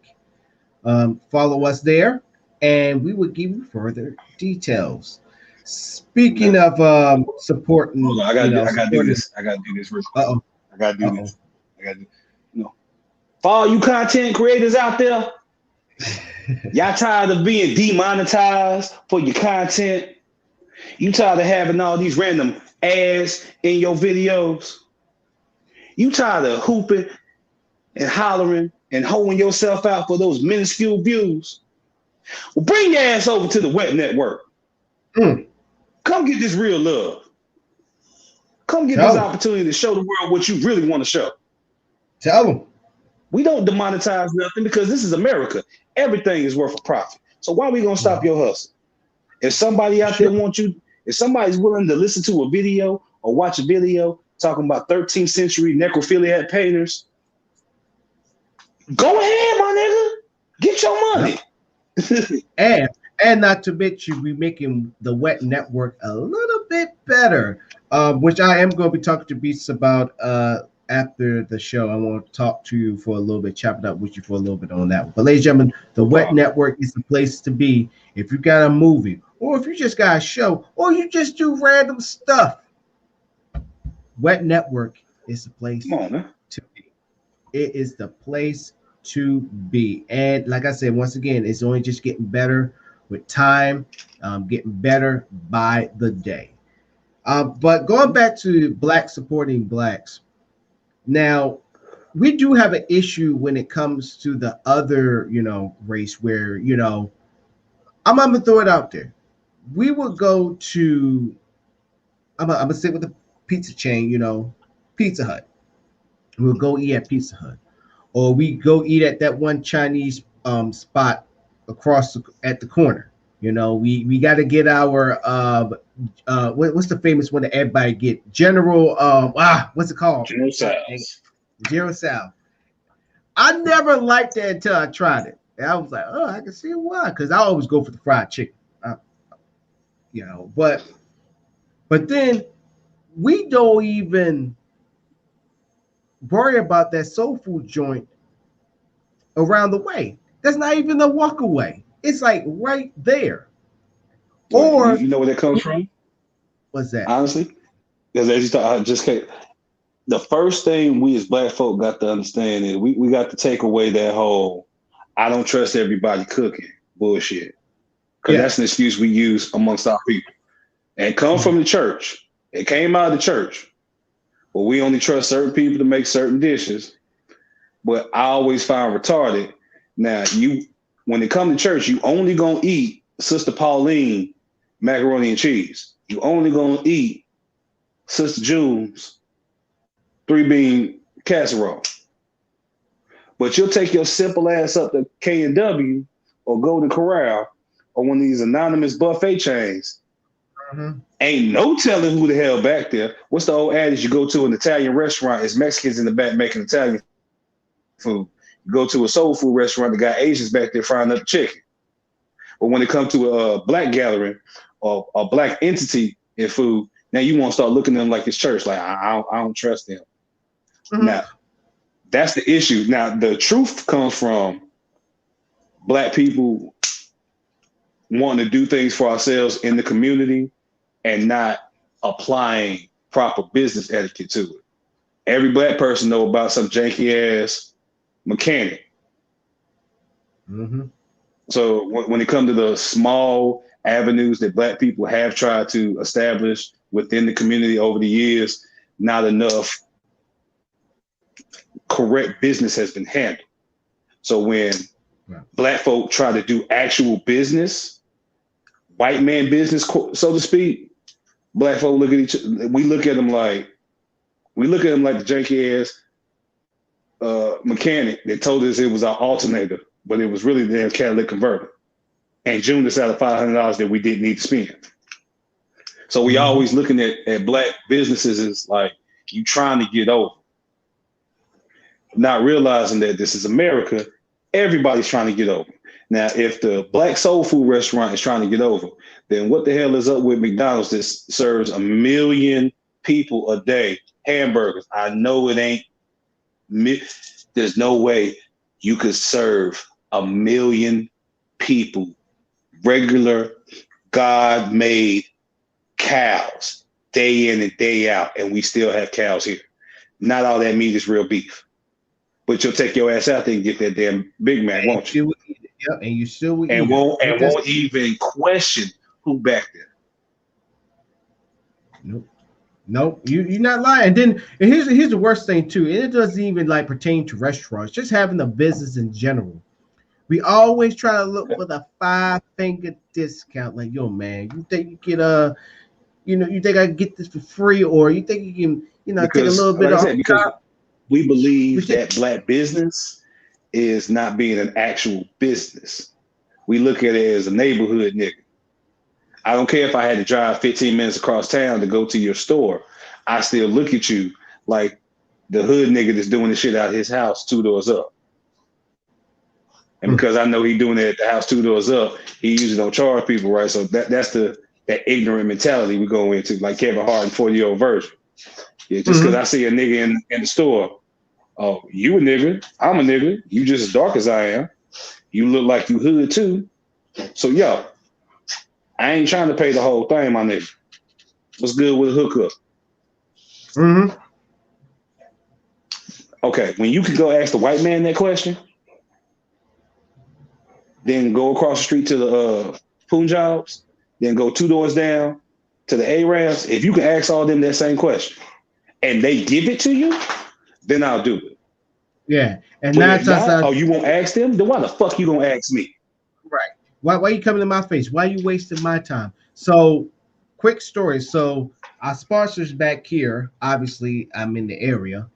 I actually will go over there, talk to him, chop it up, and then also get some popcorn, not only for me, for the lady.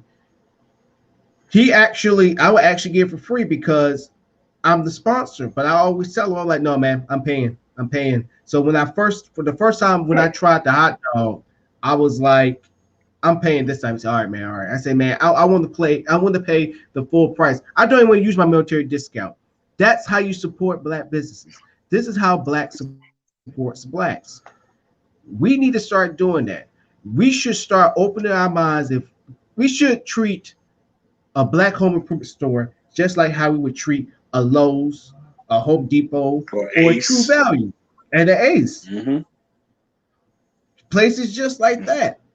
We should have in our minds that there is no difference, because you never know. Their stuff could be a lot cheaper than Lowe's, or even if it is higher. Go ahead. It might have better service. Like it's always a give and take. Why do they call it convenience stores? Why are convenience stores charge more for items that you can get at a regular store? Because of the location. They're called a convenience store because in the radius of that store to where you live at is closer or walking distance as opposed to a regular retail store, which you may have to drive or catch a bus to. So you're paying for the convenience of being able to walk 2 minutes up the street and go get you some stuff instead of having to ask somebody for a ride or waste gas to go out there. Right. And look, we got another scammer up on here. Unfortunately, she already left, and this person already left too. I just love the scammers. Ladies and gentlemen, pandemic blessing. If you see something like this, don't do it. But he does give me an idea, though. We are going to soon be giving out gift cards for the amount of. We're going to do it the right way. Yeah, we're going to do it the right way. So up to $50 to $100 for y'all for a gift card to do whatever. Best Buy card. So we're going to be doing that. We ain't going to be doing that scam BS. How many people you have referred to come watch the show, how many times you shared the show, or when you buy our merchandise. We could give out special little discounts on our merchandise. Just saying, we're just putting it out there. But the whole thing is support first. Right. When it comes to black business, let's talk about the unknown black business that a lot of folks don't consider black business. Drug dealers. Let's talk about drug dealers. All you folk out there that have ever purchased some drugs outside of business hours, no matter who it is, I ask you this question. Have you ever bought drugs from a person the first time you met them and immediately asked for a discount? Have you went into, and for those of you that don't do drugs, have you walked into the ABC store, grabbed you your favorite bottle of liquor, and asked them, "Can I get 30% off?" Have you gone into the clubs and say, "Yo, can I just pay 15? Or should let me, how much is it? It's 20 to get in. Well, how about I give you 30 for me and my mans, so we can get in?" Do y'all do that? I'm waiting for the proverbial echo of voices and for a comment to pop up. The point is, it ain't gonna happen no time soon because y'all don't do that. I'm still looking. Oh, yeah. I ain't even about to look no more because you ain't gonna find it. Mm-hmm. What you find? Speaking of blacks supporting blacks, I did find somebody. Ooh, Here he is, ladies and gentlemen, the businessman. Mr. Hustle. This is Hustle Man right here. Look. No. Hustle Man eventually left the fifth floor. He left the fifth floor. He moved to Chi-Town. He had to cut his hair because he hustled too much. He hustled the wrong brother. Probably hustled Martin one too many times. That's why they shave their hair. But this man right here at the bottom, that is Hustle Man. Yeah. Next to me, so that nigga got more hustle than I do. So, ladies and gentlemen, he is our businessman on the show. He always come in around this time, so this is not unusual. Okay, but he got an excuse though.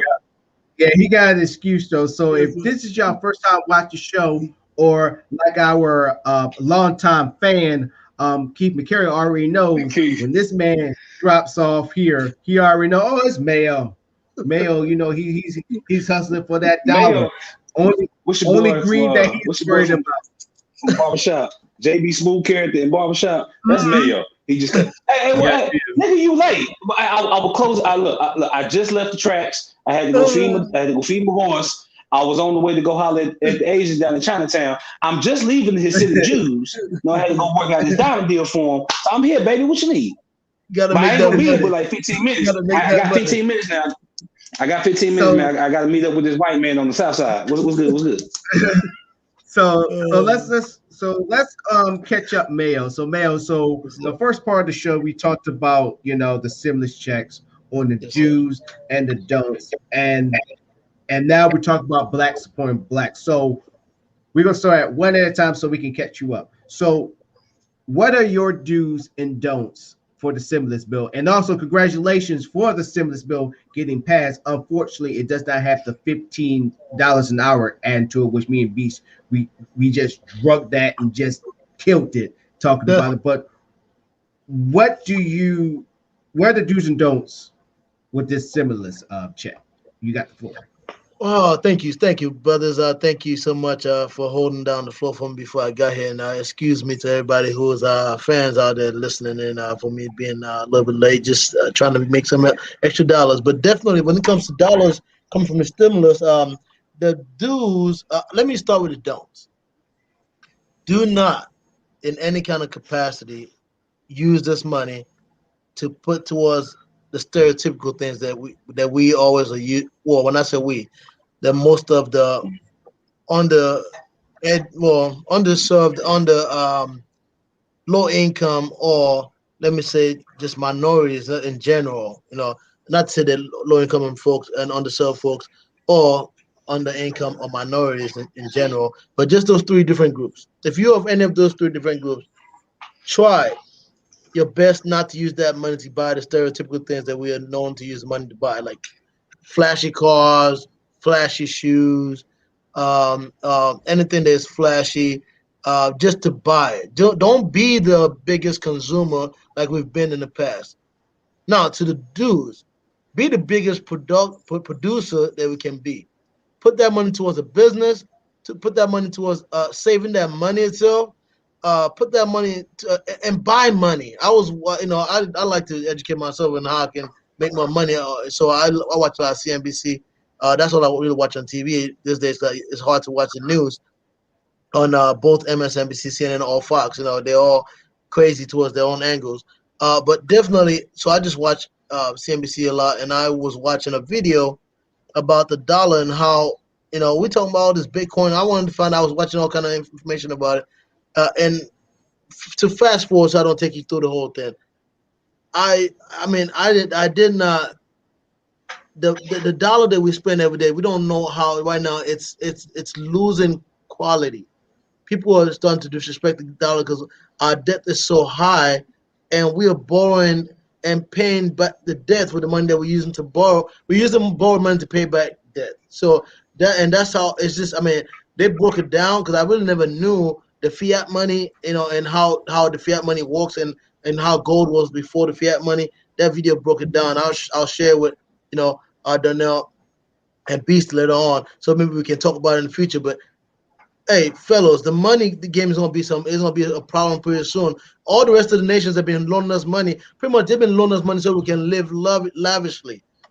And at some point, they're gonna want to collect. Like anybody that loans anybody money. That's all. And I've never really got it when out there. And they talked about the debt, but we are in big debt. In the United States, and all these other countries have been so struggling, sacrificing so they can loan us money so we can enjoy it the way we enjoy it.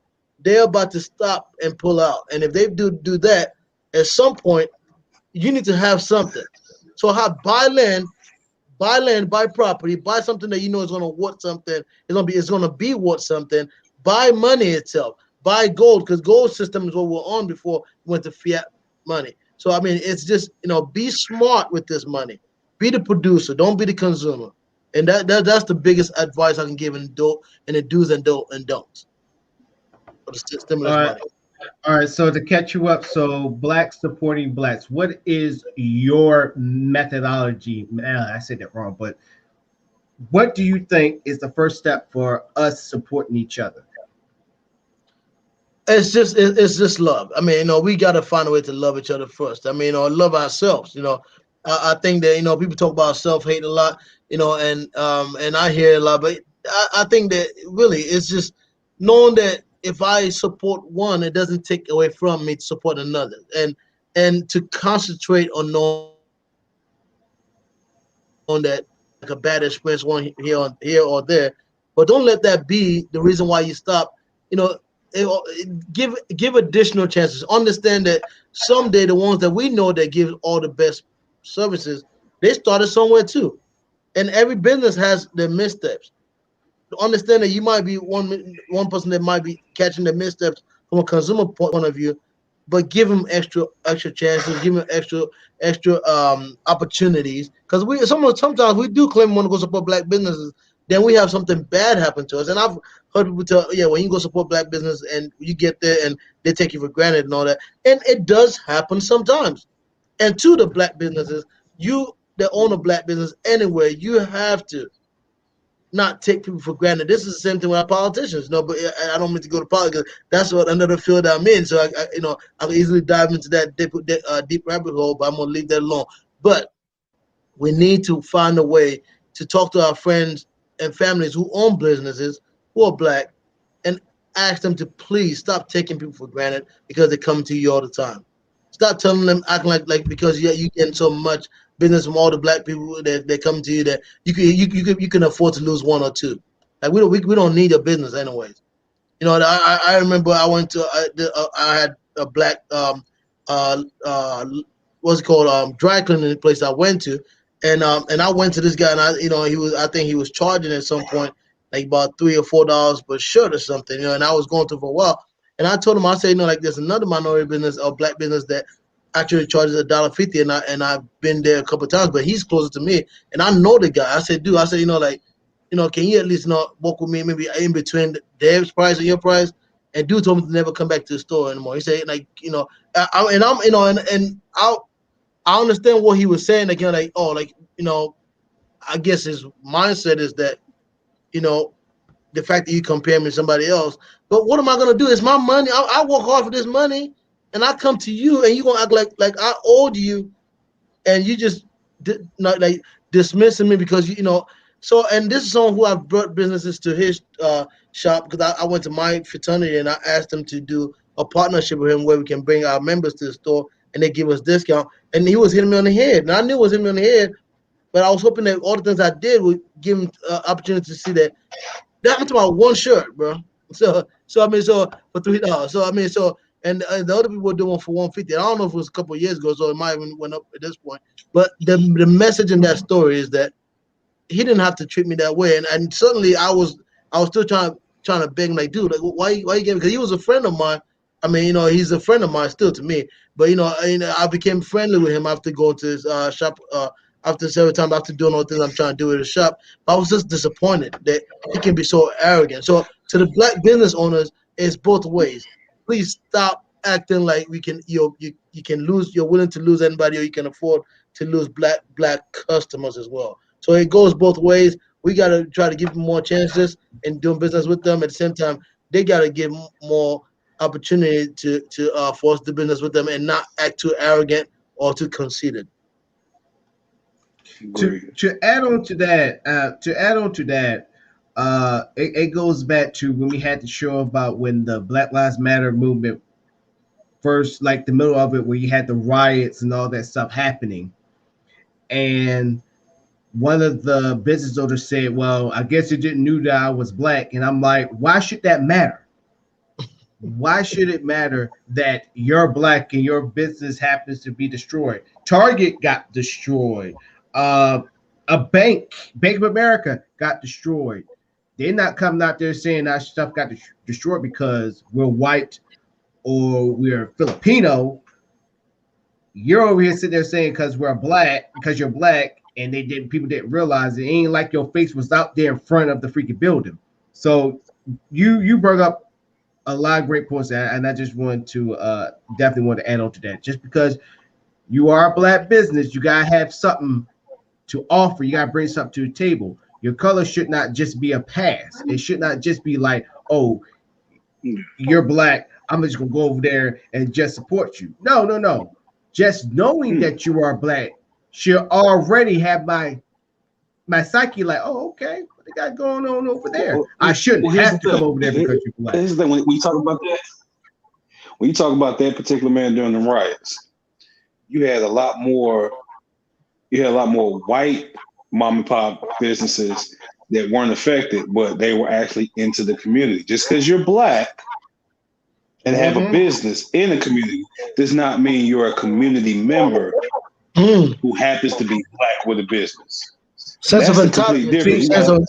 Sense of entitlement. Great one, Beast. Yeah. Back what Mayor was talking about. Now your man's, he had no business catching the attitude, because I heard exactly what you said. And even as a businessman, this is what I heard.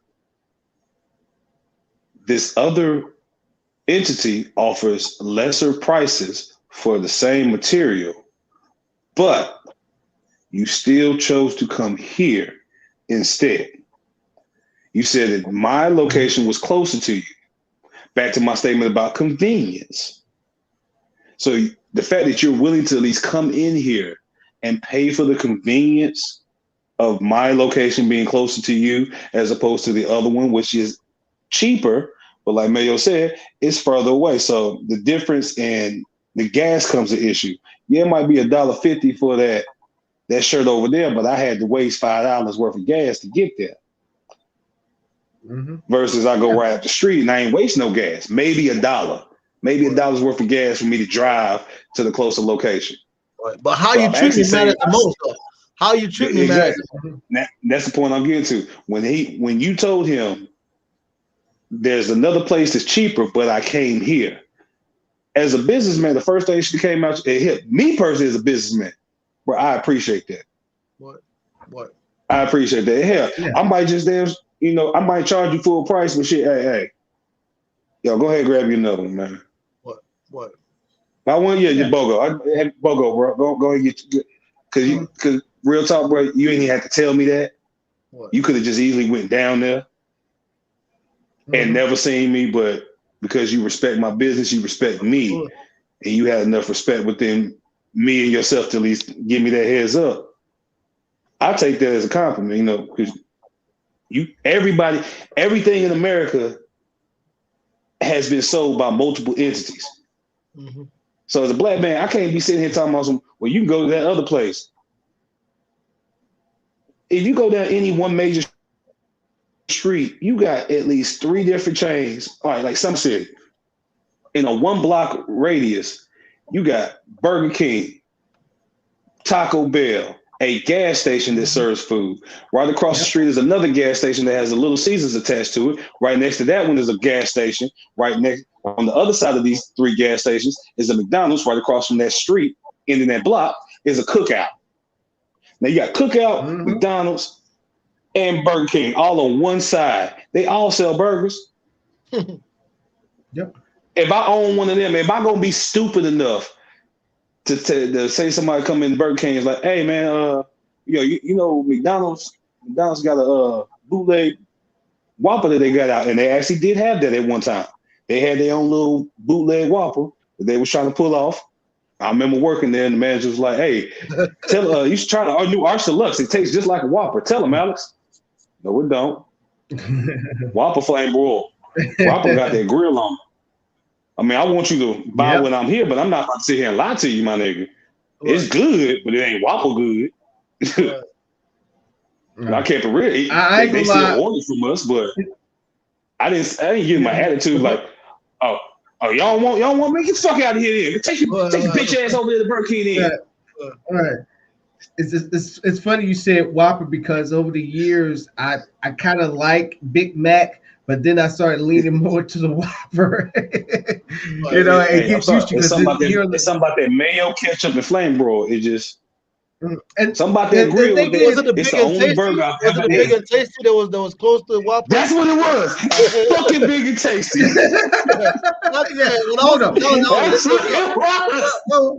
Whoa. That nasty ass sandwich, that nasty ass burger. That one burger that that one burger Kobe Bryant had he did a promotion for. Kobe Bryant did a commercial. He took the bite out of it, and I know his look was like, "Yo, what the fuck? I'm eating this damn sandwich." This burger's nasty. Like, big and nasty. I can still remember that commercial. I remember that commercial. Kobe taking up. I think he was like sitting on the bench. He took a bite of the burger. And he just had that look like, let me pretend to smile. This is $5 million. He was like, smile for the check, nigga. Smile for the check. Oh man, you right. We're gonna have people going out to McDonald's. We're gonna have people going out to McDonald's and Burger King tonight. Don't use your stimulus check for that neither now. But look here. Yeah, if you're using the stimulus check, let's keep it. If you're using the stimulus check to go out to a fast food restaurant and get a 2 for $5, 2 for $6, that stimulus check is not your issue, my nigga. You need therapy, a life coach, an accountant, and a new god. Because the God you've been worshiping ain't been helping you, bro. You're gonna have to change that name out. Something I don't know. Not at all. You ain't no $1,400 to go get you a 2 for $5 Whopper. That's something wrong. I'm sorry. Hey, look, I tried that 2 for $5 once. That's not a bad deal when you can get a Whopper and you get a fish. Oh, yeah, I ain't saying it's a bad deal. You know, I ain't saying it's a bad deal now. I'm just saying if you waiting on your paycheck, don't spend all your money on it. You on that big check. Like you wait for the big check. It's like I'm gonna get this TV. I'm gonna go put this down payment on the car. That's what I'm gonna do with my stimulus check. Nah, shit, I'm about to go up here and get this 2 for $6 from Arby's. Look, but then you got people out there because you got places like Texas. What other places fully open? Because I know here in Washington they kind of got like at 25% right now. Texas is the only one that open 100%. Arkansas too. Watch Texas. I can tell you right. North Carolina not doing it. Mississippi, Arkansas. I think a couple of southern states though. Yeah, southern. Those. Yeah. It's gonna be the southern states. It's gonna be the deep. It's not southern. That's deep south. Southern is from Virginia till about Georgia. Everything below Georgia, that's deep south. And then when you get to Texas, that's just southern. That's true. Yeah. So like, don't use all your money in the club, y'all. For if you in these places, unfortunately, because there's a lot. And Mayo, I think you can agree with me on this one. there's a lot of land out there Absolutely. that people need to be invested in. A lot of houses down there that you should be invested in. Which Since we leads talking me about to I need. investments, before you jump in this, we talking about investments. All them people down there. If you got stimulus checks and you were in an area that has seen slightly to significant damage, so we talking about invest that money in a construction crew. Invest that money in a black business that does interior design or house renewal. Bro, real quick, I'm Hell, gonna jump. all you gotta do is like, hey man, I got $1,400. I got $1,400. I shoot you that money. You help me out. I was It on a ain't that. call It's not that Go hard. ahead. with a friend. I was Go on a ahead, call Mayo. with a friend that lived in Right, Detroit. man. I was on a friend with a friend that lives in Detroit, and she got the 2 lots next to her house, actually 3 lots, for $100 a piece. I mean, See what I'm talking about? the city of Detroit has and I only found out because I'm trying to buy land everywhere I go, you know what I mean, and property. Where I mean, that was one of the things that was great about General Washington when they gave him the power that he had, because he had many land, and when by the time he became left the presidency, being the first American president, like he had almost a whole lot of Virginia. I don't want to say the whole Virginia, but he had so much land. I mean that he was one president that back in those days that never got poor, But I say that to say that land is out there. There's so much that you can do with land. There's so many ideas of business that we can do. I mean, my blessings in life is I have the ideas. I just have too many of them that I can't do by myself. So that's probably the downside of it. But there's so many things we can do to make money. But you got to put money into it, and opposed to going around being a consumer, just be the producer. We got to try a little bit, do something different. Like I said, $100 lot in Detroit. They have this. Well, I don't want to say special, but they have, because Detroit's trying to rebuild, right?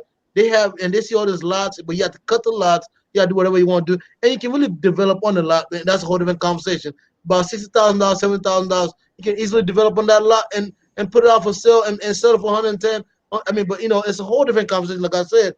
But it's doable, and people don't see themselves doing it, so they just go squander that money. But $100 for a lot. If you have a house anywhere in Detroit today, they have a program that if the land is adjacent to you or connected to your house, you can buy it for $100 from a land bank. When I heard that, I'm like, dang, I wish I had a house in Detroit. That'd be Detroit right now. But you let too much. Trying to buy whole blocks. Hey, look, y'all letting too much gems out now. We got to put this on the exclusive content. What, We let too much go. We let too much go, y'all. Y'all got to pay for the rest. It could continue on to the other show, but we let too much go. But other than that, first of all, Mayo, thank you for once again coming in. Thank you so very, very much. This is our panelists, ladies and gentlemen. For everybody that's new coming in to our new Twitch family. This is Mayo, the businessman. He just looking, checking it out, just checking it out. So, he's always on the prowl. But now it is time for us to go into the community. We're about to check out how Beast community is going on. So, Beast, what you got for us before we head on into the community? Well, for all you folks, since we talking about black business, we're going to talk about how the community helps each other, how the community links up with one another, how the community is supposed to do when it comes to business, and how a lot of these black businesses got to be black businesses by investing properly into the community. Hey, music to my ears. So, ladies and gentlemen, go ahead. It's time to pack a lunch. Get your bags. It's time to drive down the Beast community. Come on, man.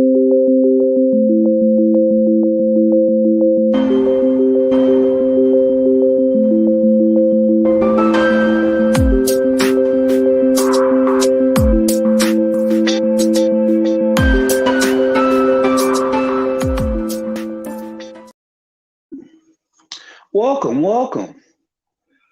When it comes to that community, it's always amazing what can grow from it.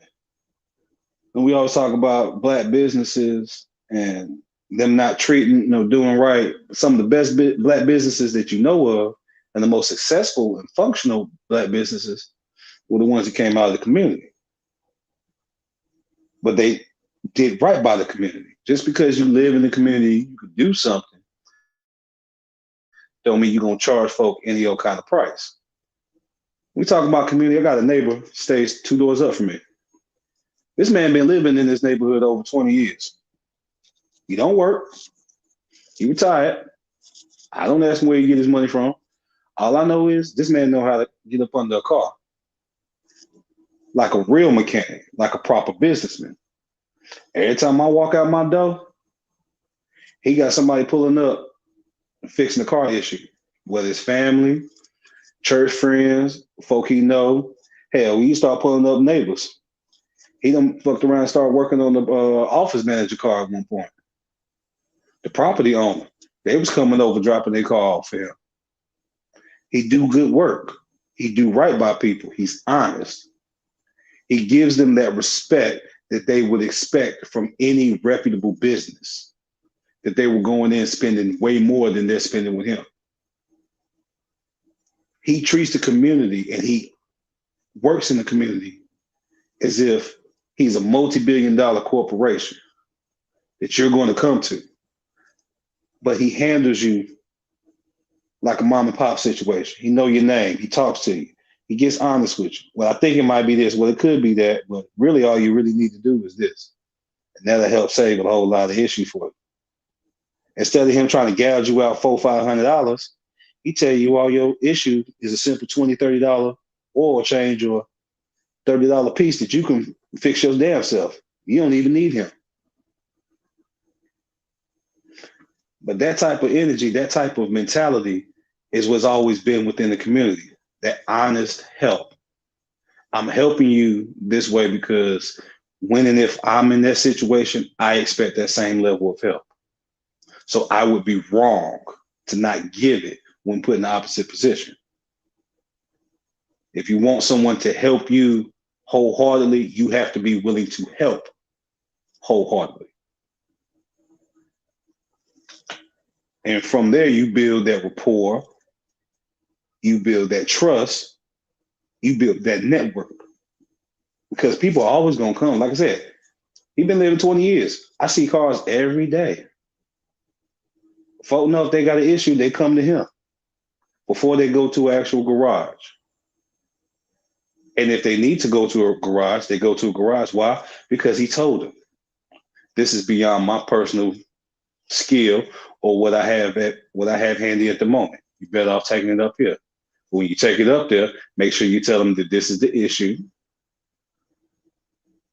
so that you don't go up there and they tell you something different and you end up paying more than you don't have to. That's the type of business you want. You'll always go back to that business. You'll always recommend people for that business. Even if they don't have a positive experience that time, you'll still refer them to that business. Because you know, and you have experience that that business does right by its customer. It does right by the people. And when you do right by the people, they don't see themselves as customers. So they don't come in and act entitled as a customer. And when you don't view them as a customer, you don't treat them as a customer. Like they should honor you for coming into your store. You're people helping people. And when you carry yourself in that manner, when you treat people in that manner, you go from just being a community asset to now a local institute.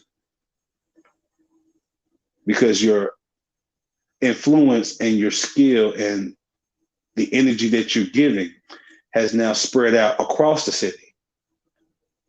It has now linked up several communities within the city. If we learn anything, we should learn that just because I'm Black and got a business don't mean anything. I'm a business owner who happens to be Black.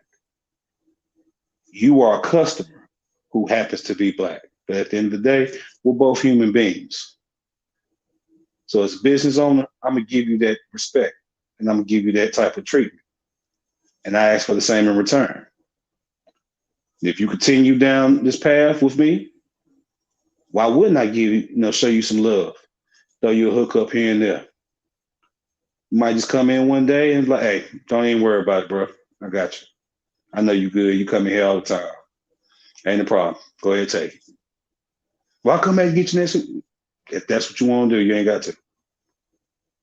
You will continue to go back there. You will continue to support that entity because they care, because they saw you as a human being.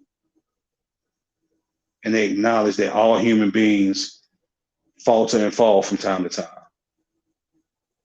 But as long as you got somebody else that's another civil human being to help you along the way, you can make it.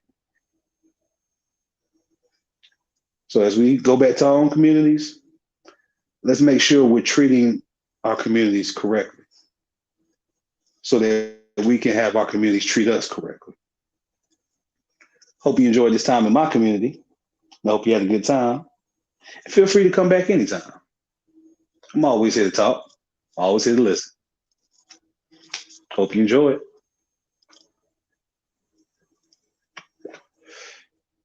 Bye-bye.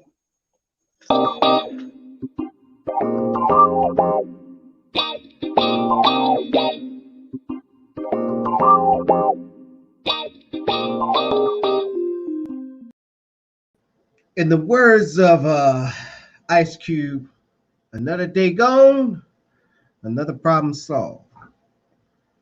So, love that we kicked off the Cash App week with the, I won't say a bang, but we kicked it off with the kick, you know, with a little powwow. If my panelists agree, if you agree, this is going to be a very interesting couple of days that we're going to go into, because not tomorrow. Oh my gosh, I say tomorrow. Wednesday, we're going to talk more deep in depth about the Wet Network and what you can expect. We really are serious when we say we want content creators. We need y'all. Well, I won't say we need y'all, but we encourage you to bring your content to us. And right now, I'm finding every day crafting it, making it a lot better for not only you, the creator, but also for us, the owners, to keep it going, to make it push out the content a lot more better. It never stops here, ladies and gentlemen. As I was saying, if you tuned into the earlier part of the show, like, I got new lighting that's finally here. The lighting that I've been using has been this. It's just a hustler in me. But then again, you gotta find things that can work temporarily. There's nothing wrong with that. Like the saying that I've always been told, it's gonna come. It's eventually gonna come. You just gotta keep doing what you're doing. You're getting somewhere. You're just not there yet. But keep going. So what I'm telling y'all is this: definitely with this show, and definitely with the Wet Network.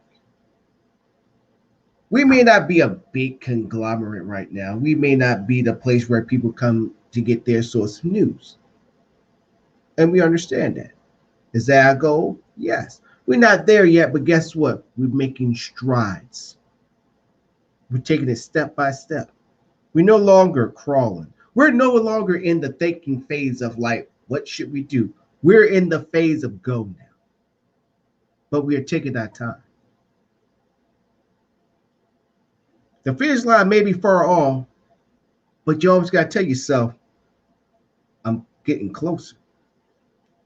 I'm closer than I was 3 days ago.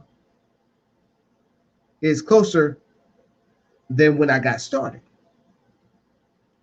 For you to at least get to your goal, you got to start. You got to make that first move. Nobody's not going to make it for you. So what I'm telling y'all is this.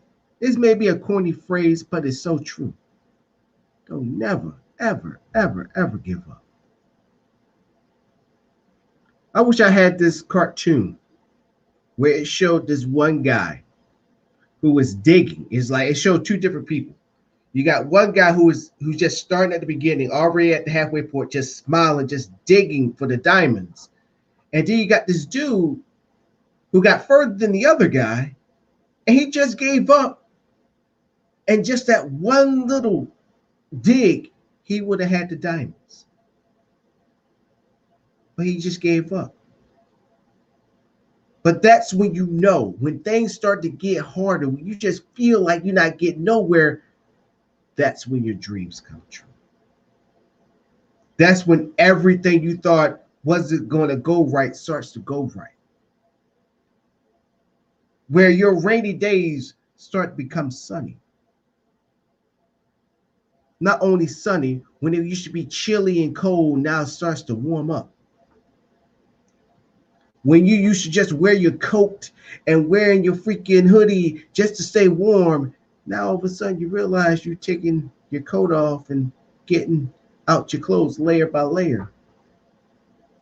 Now it's a beautiful day. Now the only thing he's missing is that good old Hennessy or that good old Bud Light. Or with one of our panelists, every time when he closes on a sale, he have himself some Baileys. Me, I can have me some Coca-Cola mixed with some Jim Beam. That's unless my girlfriend's not around. But still, enjoy the fruits of your labor. And I'm going to leave you with this too, to tag along with everything else I just said. Enjoy the fruits of your labor. Don't listen to the P. Diddy's or the Rick Rosses out there that sit there and say we're sleeping on for suckers. Because I'm going to look at them fools, I'm going to tell them, well, shit, give me all your sleep. Because if I got you working overnight just to catch up with me, that means I'm doing something. I must be doing the right thing. I must be really beating y'all if I have you overnight crafting the plan to catch up or trying to beat me. Where you got people sit there and say, even after the victory, they're back at the drawing board. But you worked so hard to get a lifestyle where you can call the shots, and now you still got that mentality of working a 9 to 5. And people wondering why the people that have so much money is not happy. That's why.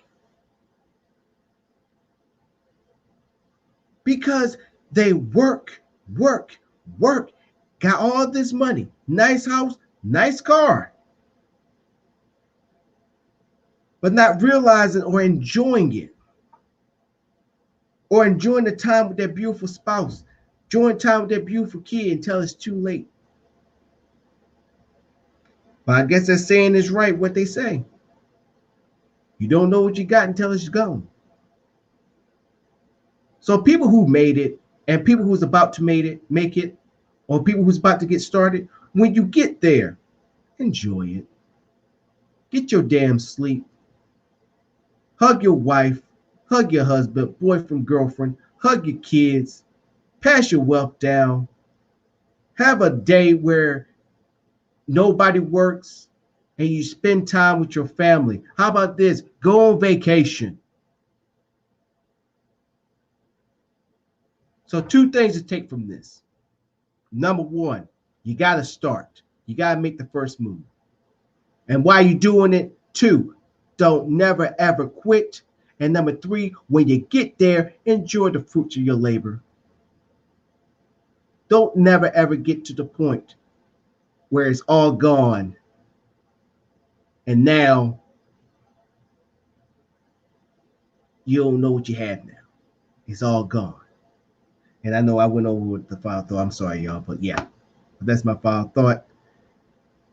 Peace. Take it away, dog.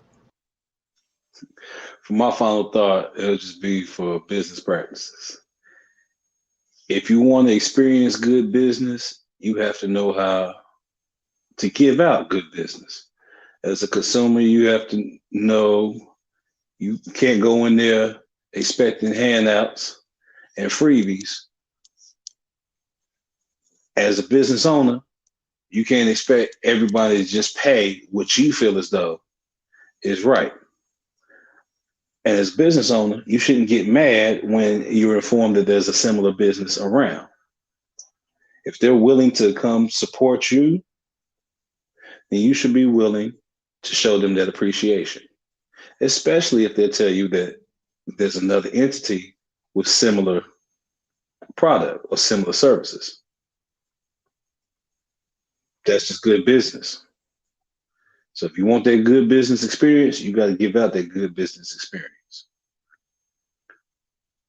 That's my message and my final thought to all Black folk out there, so we can get rid of this stereotype that Black folk don't know how to do business. Give good business and you'll get good business. It's that simple. Now I yield the floor to Mr. Hustleman Mayo. I love it. I love it. I love it. Thank you, brother. Thank you, brother Beast. You already know. Yeah, and I'm gonna stay on the same tone since I brought up that dry cleaning business. The dude just felt like, because he gave so much of a good service. Pretty much that he can put it whatever price they want on this stuff and on his production or his service, and felt like since he knew where I lived at, because sometimes he would drop off my dry cleaners to me. We had became cool, so he felt like, like, how dare you go ask somebody else? There's a sense of entitlement. So, and I think that sometimes we find ourselves in there, but we don't know we are in it. I have seen, it's not just him. I've seen a few other, it's, so to speak, like Black business that know that we preach to each other to support Black business, so they feel like, well, I'm entitled to this. I'm Black, I mean, if I don't get it, they'd be pissed off. Like, how can you go anywhere else? And I mean, and it was funny because I was telling them somebody else was a minority and they're married to, actually, there's a Chinese lady that was married to a Black guy. They had $1.50, and I was trying to explain that to them. Like, well, they might be getting more of your business. So, but that sense of entitlement, got him to shut the door in my face. I mean, he didn't literally shut the door in my face, but got him to shut the door in my face and tell me to leave. So at that point, he had burnt the bridge in between him and I, at least business wise, because no matter how good his business is, the way you treat me is what matters the most. You're not going to treat me like a dog and expect me to come back, even when I'm trying to be apologetic about something that I should not be apologetic about telling you that somebody else has something that, a price that is better. You might think your service is better, but their price is better. And some people might look at the pockets and think, what am I, a fool? Am I paying 200% of what I'm paying somewhere else? So that sense of entitlement and the quickness to get anger that I saw from that brother, we deal with a lot of trauma, and that's all that's all I can compound from all that is that the sense of entitlement, and in addition to the sense of just anger, how quick he was to anger.